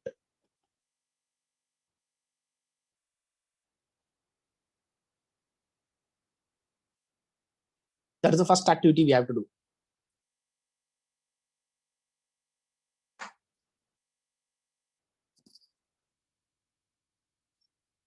Okay, so we have to stop the source of pollution.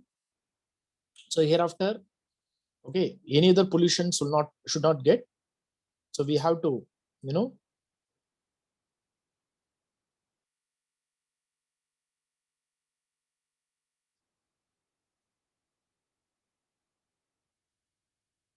okay, that is one.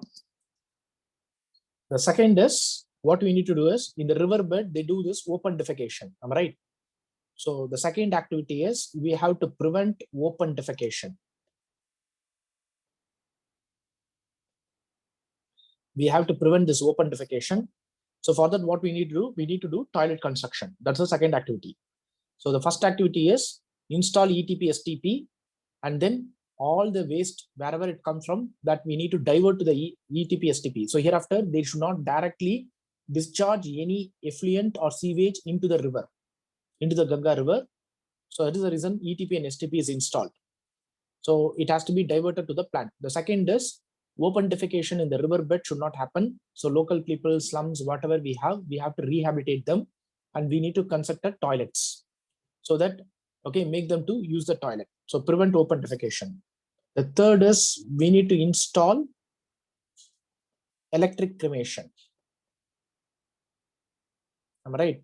So today that is the problem. So even recent news also came, no, yesterday, some 40 or 50 dead bodies, partially burned dead bodies, it is floating in the river Ganga. They are not also, they are suspicious whether it is a COVID bodies or something. See, again, if you install electrical cremation, probably you can get ashes. They can do all the rituals and everything. So that is, the conventional burning should not happen. All right. So that is what the installing electrical cremation is another important thing, because even dead bodies also organic matter.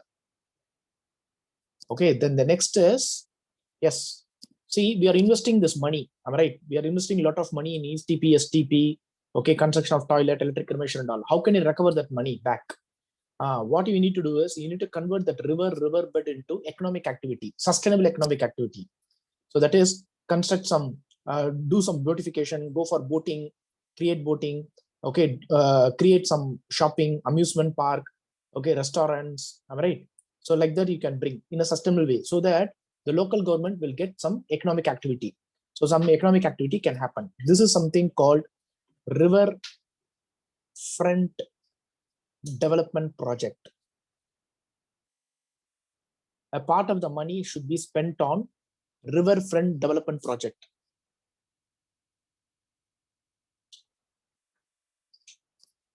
So riverfront development project is nothing but laying the roads, okay, barricades, so construction of petrol bunks, garden, anything like boating, shopping, amusement parks. That's what. But actually, we should not encroach the riverbed. But today they are encroaching it in the name of riverfront development project.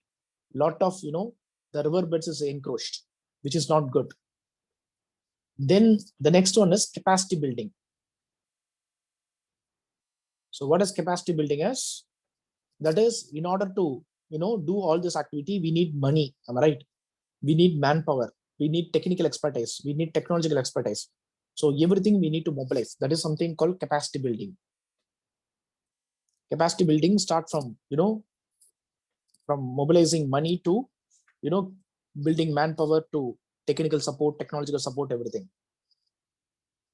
Then finally, we need to create a public awareness.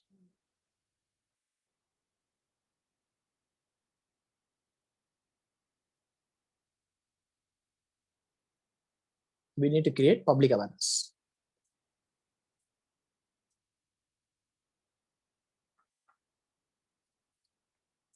This is what we do in any river cleaning project, whether it's a Ganga, Yamuna, Namami Ganga program, anywhere. This is what we are doing. Even in the lake conservation plan also, we are doing the same thing. Okay, but in the lake conservation plan, because river is something flowing, lake is something stagnant water, so existing water you need to clean. That is the additional point in the lake conservation. Okay, this is what we started in 1995, a comprehensive program for river cleaning. So National River Conservation Plan, in that the main focus will be for Ganga River. Okay, now after 2009, now the Ganga River is not getting cleaned. So even though spending a lot of money, so that is the reason it was decided to create a separate authority for River Ganga, that is called National Ganga River Basin Authority. National Ganga River Basin Authority was created in 2009. It was created under the Environment Protection Act of 1986. It was created under the Environment Protection Act of 1986.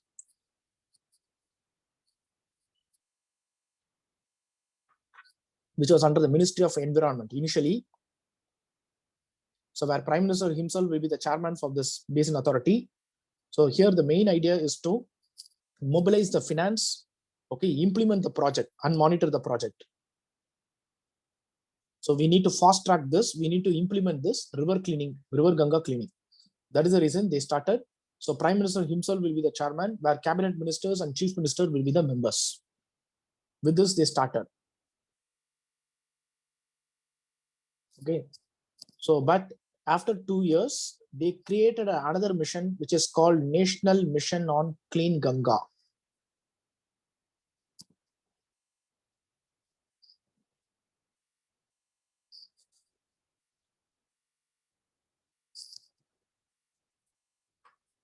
National Mission on Clean Ganga.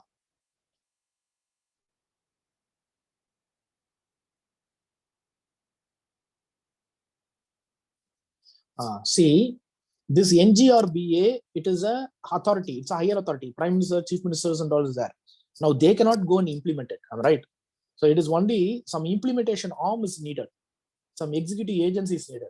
So that is the reason they created this. So this is NMCG is an implementation arm. Implementation arm for NGRBA.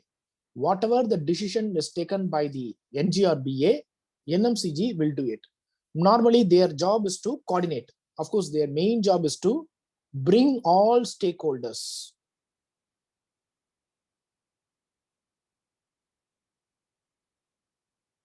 Bring all stakeholders in single platform.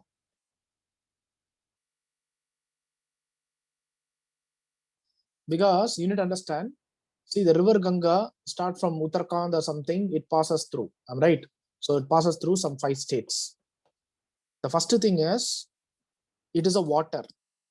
Since it's a water, Ministry of Water Resources, we need to engage. The second is, this entire project is done by Ministry of Environment. So Ministry of Environment should be engaged. Then every, state is involved. So every state government should be engaged, and every district government should be engaged. Every local government should be engaged. Apart from that, CPCB, everyone should be engaged. So you have multiple stakeholders. So that is what the main problem is. So we need to bring all the stakeholders in a single platform, so that the cleaning of river Ganga should happen. So normally, this particular NMCG mission chairman will be Prime Minister, but this organization will be headed by one Director General, probably an IAS officer or some official level Director General will head it. So their job is to, funding the project, cleaning project, and implementing it. Okay, whatever the decision is given by the NGRBA, the NMCG will fast track and do it. They will act like an implementation arm. But initially, when it was created, it does not have any power at all. Okay, that is 2011. Then the chronology comes 2014. So in 2014, they transferred, this ministry from environment to Ministry of Water Resource. This NGRBA was transferred from Ministry of Environment to Ministry of Water Resources. So that is what you can see today. The Ministry of Water Resources is called Ministry of Water Resources and Ganga Rejuvenation. Okay. It is transferred from Ministry of Environment to Ministry of Water Resources.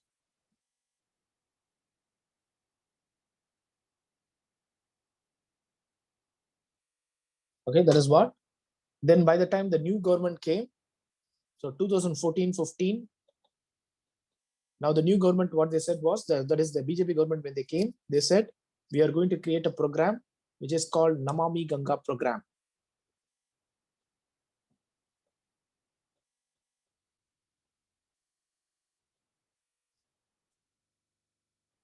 Namami Ganga program. Okay, so this program, it's going to be totally different program. That is, it is going to be a flagship program.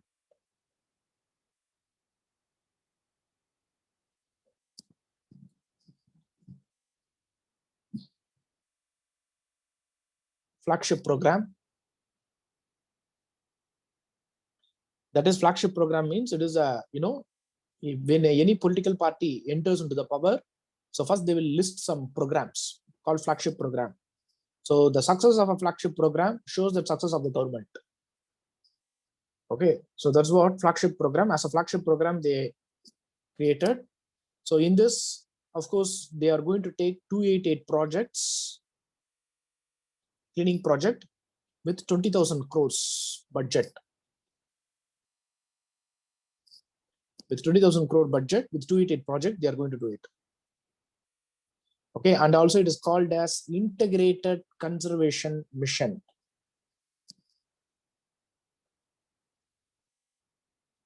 Okay, why it is called Integrated Conservation Mission is, so in this program, they said that it is not only cleaning the river, it is also, apart from cleaning the river, we are also going to promote afforestation in the river bed, and also we are going to revive the biodiversity, because many gharial and all was lost. So we will bring it. So it's not just a cleaning of river project. So we are going to create, we are going to give, additional focus on the biodiversity conservation. So why it is called as biodiversity? It also integrates biodiversity conservation. They said that they are going for afforestation project across the river beds, and at the same time, what all the species was lost. So many fishes, dolphins, Indus river dolphin, gharial, we are going to revive back all the species. That is what it's a flagship program, Namami Ganga program.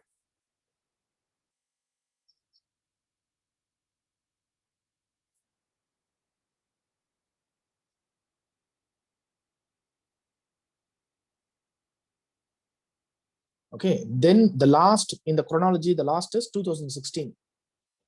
2016, the union government has given a notification and said that this NGRBA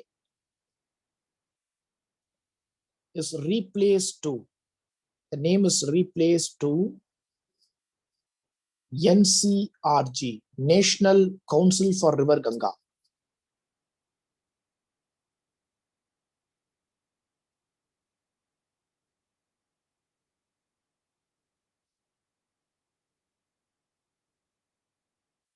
National Council for River Ganga.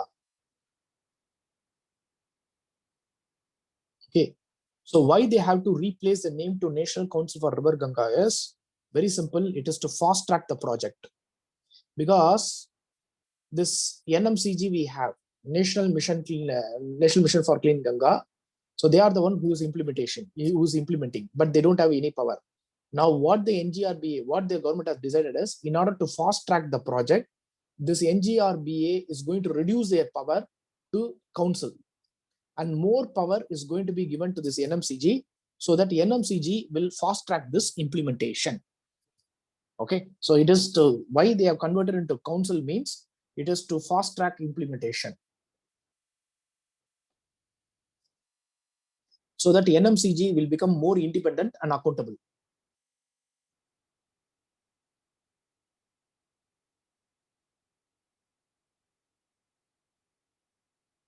Okay, this is the chronology.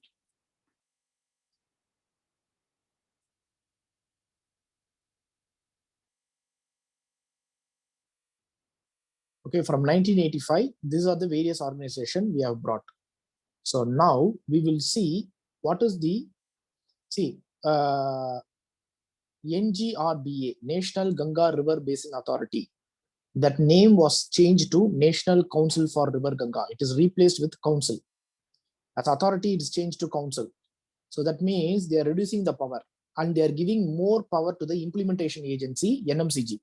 So hereafter, this NMCG, National Mission on Clean Ganga, will have more power and more accountability so that they will fast track that implementation because it is a flagship program for BJP government.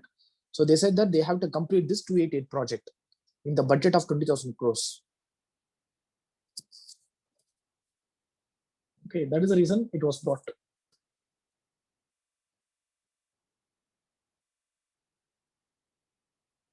Okay, so in this, the local CP, Central Pollution Control Board, State Pollution Control Board will also be involved in the cleaning of River Ganga. Okay, so that is about the chronology. Okay, now we will see what are the challenges. We will see some 5 to 6 points.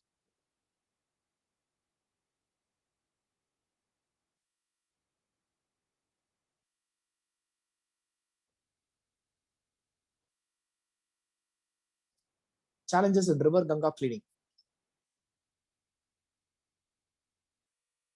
Okay, point number 1 is, please make note. So I have, the challenges, it is not in the book, it is compiled from different sources. They say that if you take a River Ganga, so in the River Ganga, so we have installed ETP, STP. Am I right? There are, of course, STP is a major one. So we installed a lot of STP. So if you see the STP capacity, it is anywhere around 4,000 to 5,000 million liters per day.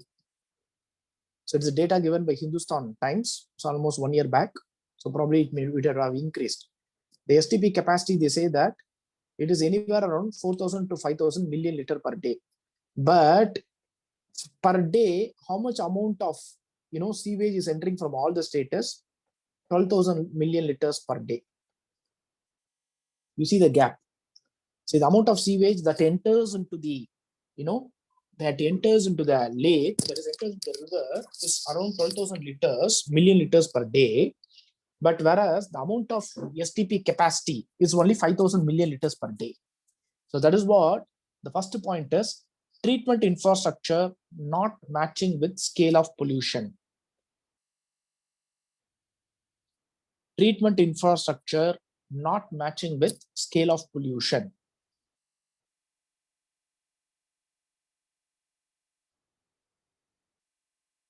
That's the first point.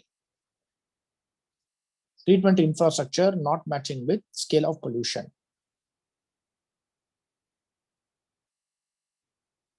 Okay. The second point is source of pollution is not yet controlled.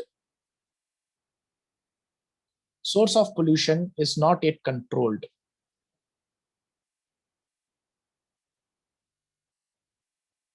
Source of pollution. Even some 8 months back also it came that I think UP or Bihar, I'm not very sure about it.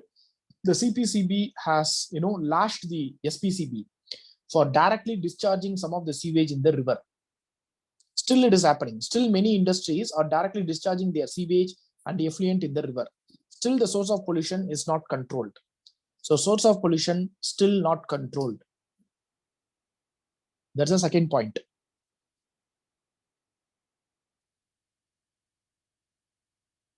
The third point is very important. See, if you take a river, so listen here, if you take a river, normally we call river as a self-purifying system.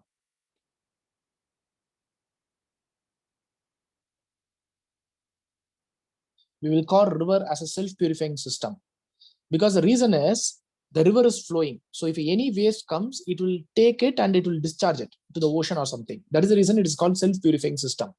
But in order to act like a self-purifying system, definitely the river has to run in a particular velocity. Am I right? The flow of water, that is the velocity or the flow of water, should be maintained. should be maintained in particular velocity. Am I right? So if the flow of water is maintained if it is flow of the water is maintained in a particular velocity only, suppose if you discharge any waste or something, it will be taken. Now our biggest problem in our river Ganga is this water is not moving. Water is moving very slowly. Flow of river is not maintained in a particular velocity. Okay, so just make note. River generally act as a self-purifying system. River generally act as a self-purifying system.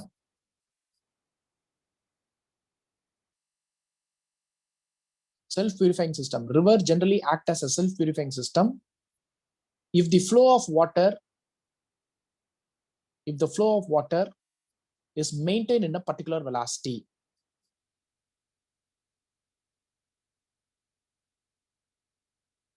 If maintained in a particular velocity, full stop. But in river Ganga, the flow of water is not maintained. The flow of water is not maintained.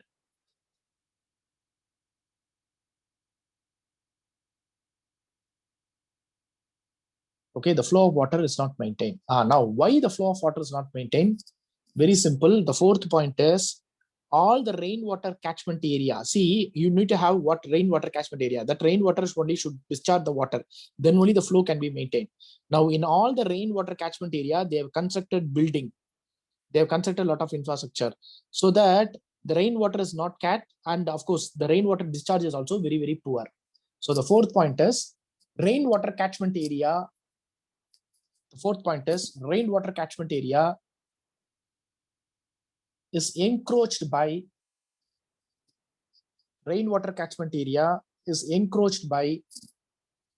infrastructure projects, buildings and construction. Is encroached by rainwater catchment area, is encroached by building and constructions. That is infrastructure. Okay, that is another problem we have. So in order to remove this flow of water problem, what they have done is they have calculated the flow of river Ganga, how much flow it has to be maintained. Suppose if the flow reduces in any state or any particular region, now they have to get the approval from the NGRBA, that is the NCGRBA. Okay, if the NGRBA gives a permission, then what we will do is we will artificially supply the water so that to increase the flow. We will discharge the water, okay, to increase the flow. That is where right now we are doing it. Okay. The next point is private rope-in is not successful. Private rope-in is not successful.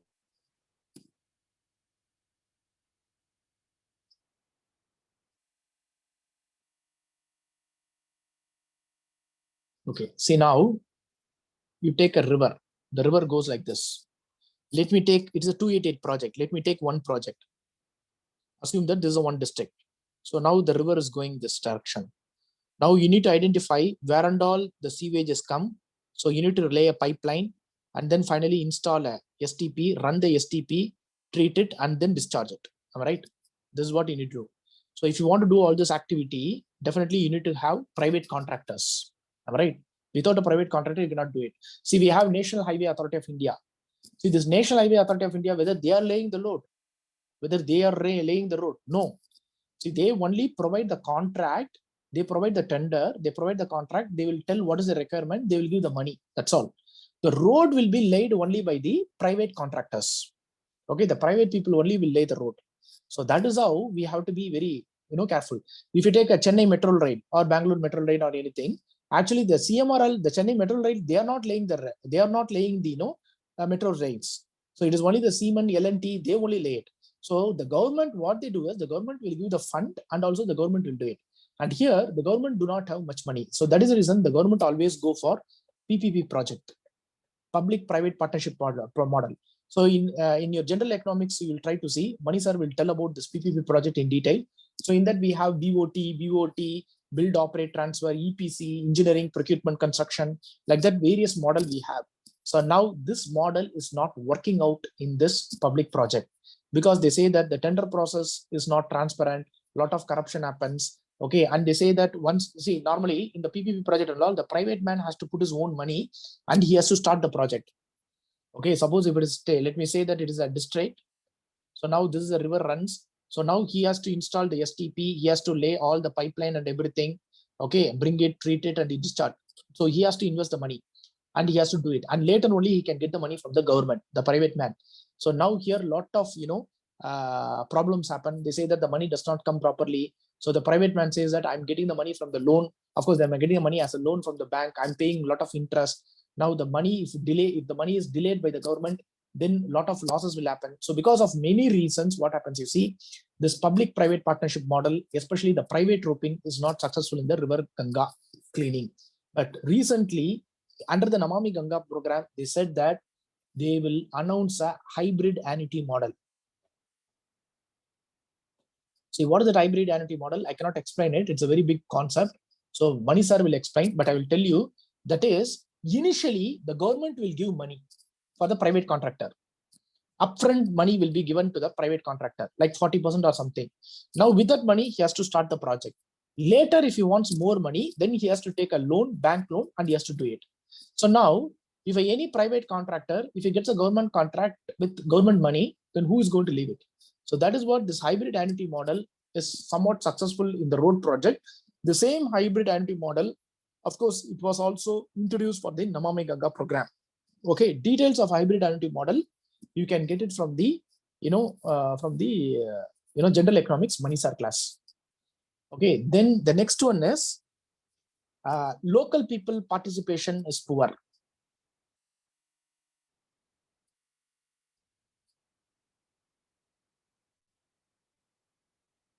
So they're not, generally they say that it is more of an engineering centric approach. This entire project is more of an engineering centric approach. That is, they give focus to installation of ETP, STP, that and all. So whereas they don't, concern about the local people rehabilitation, okay, local people participation, they are not, concerned about. That is also another acquisition. And then, if they want to install a ETP, again, land acquisition is also a problem. So land acquisition problem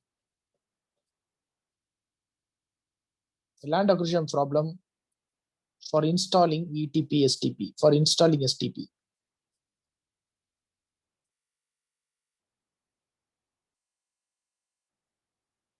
So land acquisition problem for installing STP. So they need to acquire land. So again, there is a problem, a lot of problem comes. And then the next one is, sometimes some of the activists say that the government is giving more superficial concentration.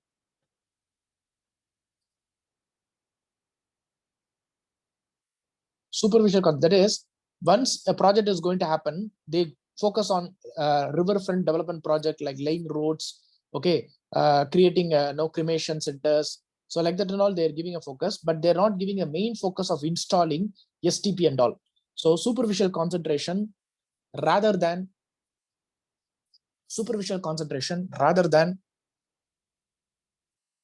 installing STP and ETP.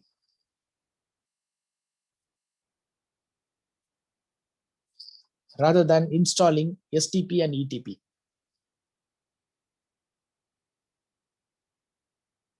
Okay, the last point is corruption issue. They say that a lot of corruption issues is also happening. Okay, but anyway, under the Namami Ganga program, they said that they will bring a complete transparency and accountability. They will bring complete audit systems and everything. Okay, this is what, the problems right now with the Ganga river cleaning.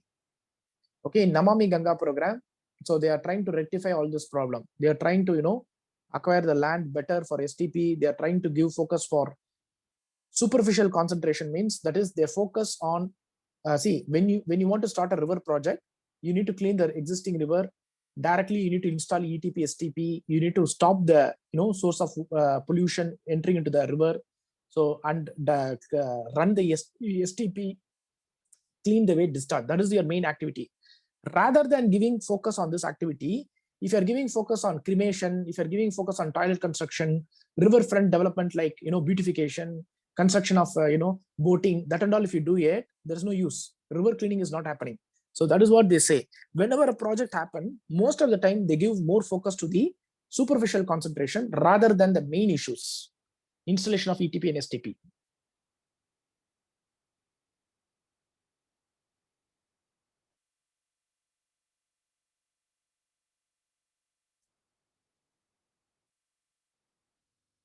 Okay. So these are the various points for the river Ganga cleaning. That is about the water pollution. Okay, so do you have any doubts? So if you have any doubts, please clarify.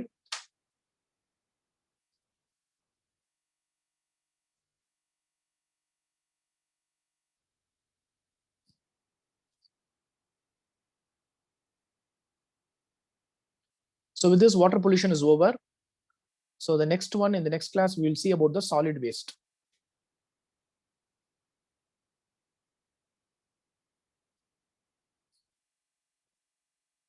See, I cannot say how many classes.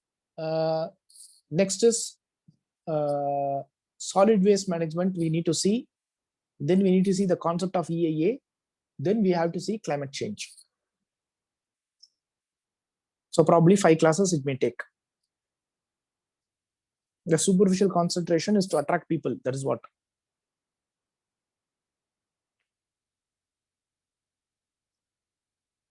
Yes, there is a chances. The solar form will also, the floating solar form, as you say, it will also block the sunlight, which will, change the ecosystem. And releasing some chemical, I'm not sure about it, but possibility is there.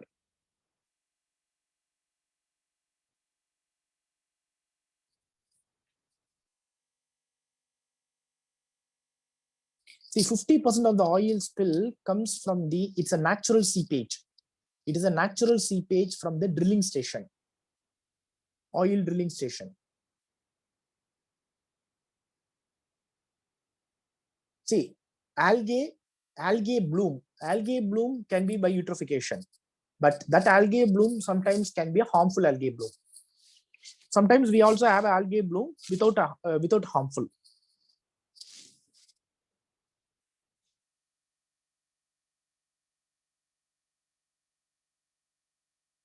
Yes, they focus on tributaries and everything. See, across India, they are focusing.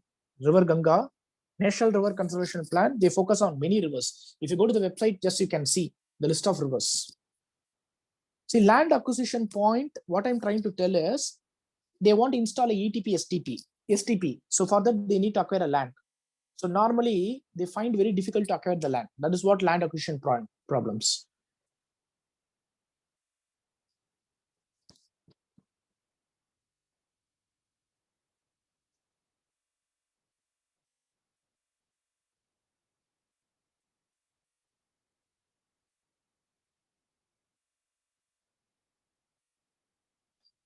Okay. So with this, we'll close. So in the next class, we can see about the municipal solid waste.